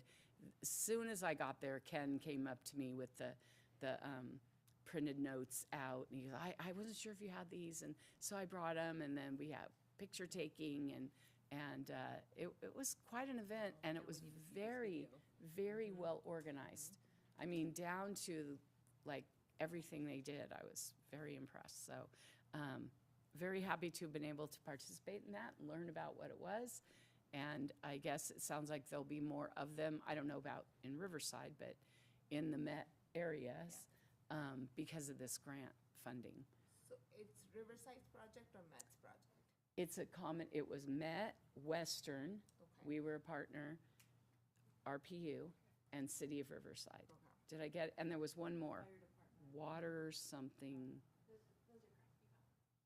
Yeah, so I think, so it was definitely multi-agency partnership, which is always cool, and then everybody gets together and celebrates it. And it was, I believe they said 2 years in the making for them to get it all together and up and running and Exactly what going. Director Dance's talking about. It was a huge secret. I had no clue. Yeah, I didn't know either. So now we do. Now we do. So yeah, so it was great. And I think that'll be my comments. That'll finish that up. So do we have any requests for future agenda items?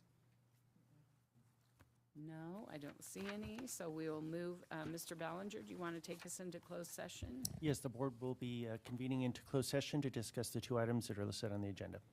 Okay, thank you.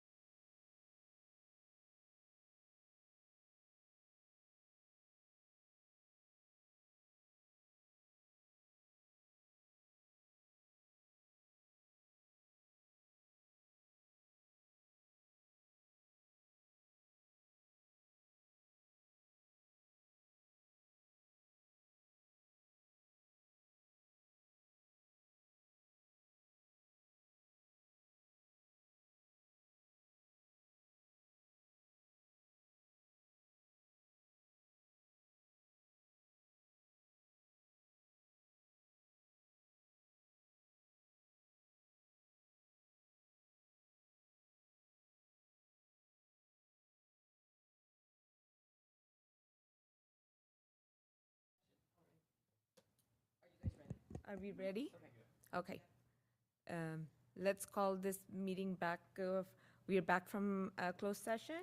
General Counsel, do you have anything to report? The board met in closed session to discuss the two items that are listed on the agenda, and there was no reportable action.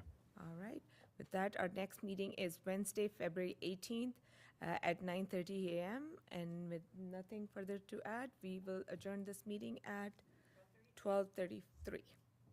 All righty. Okay. Good.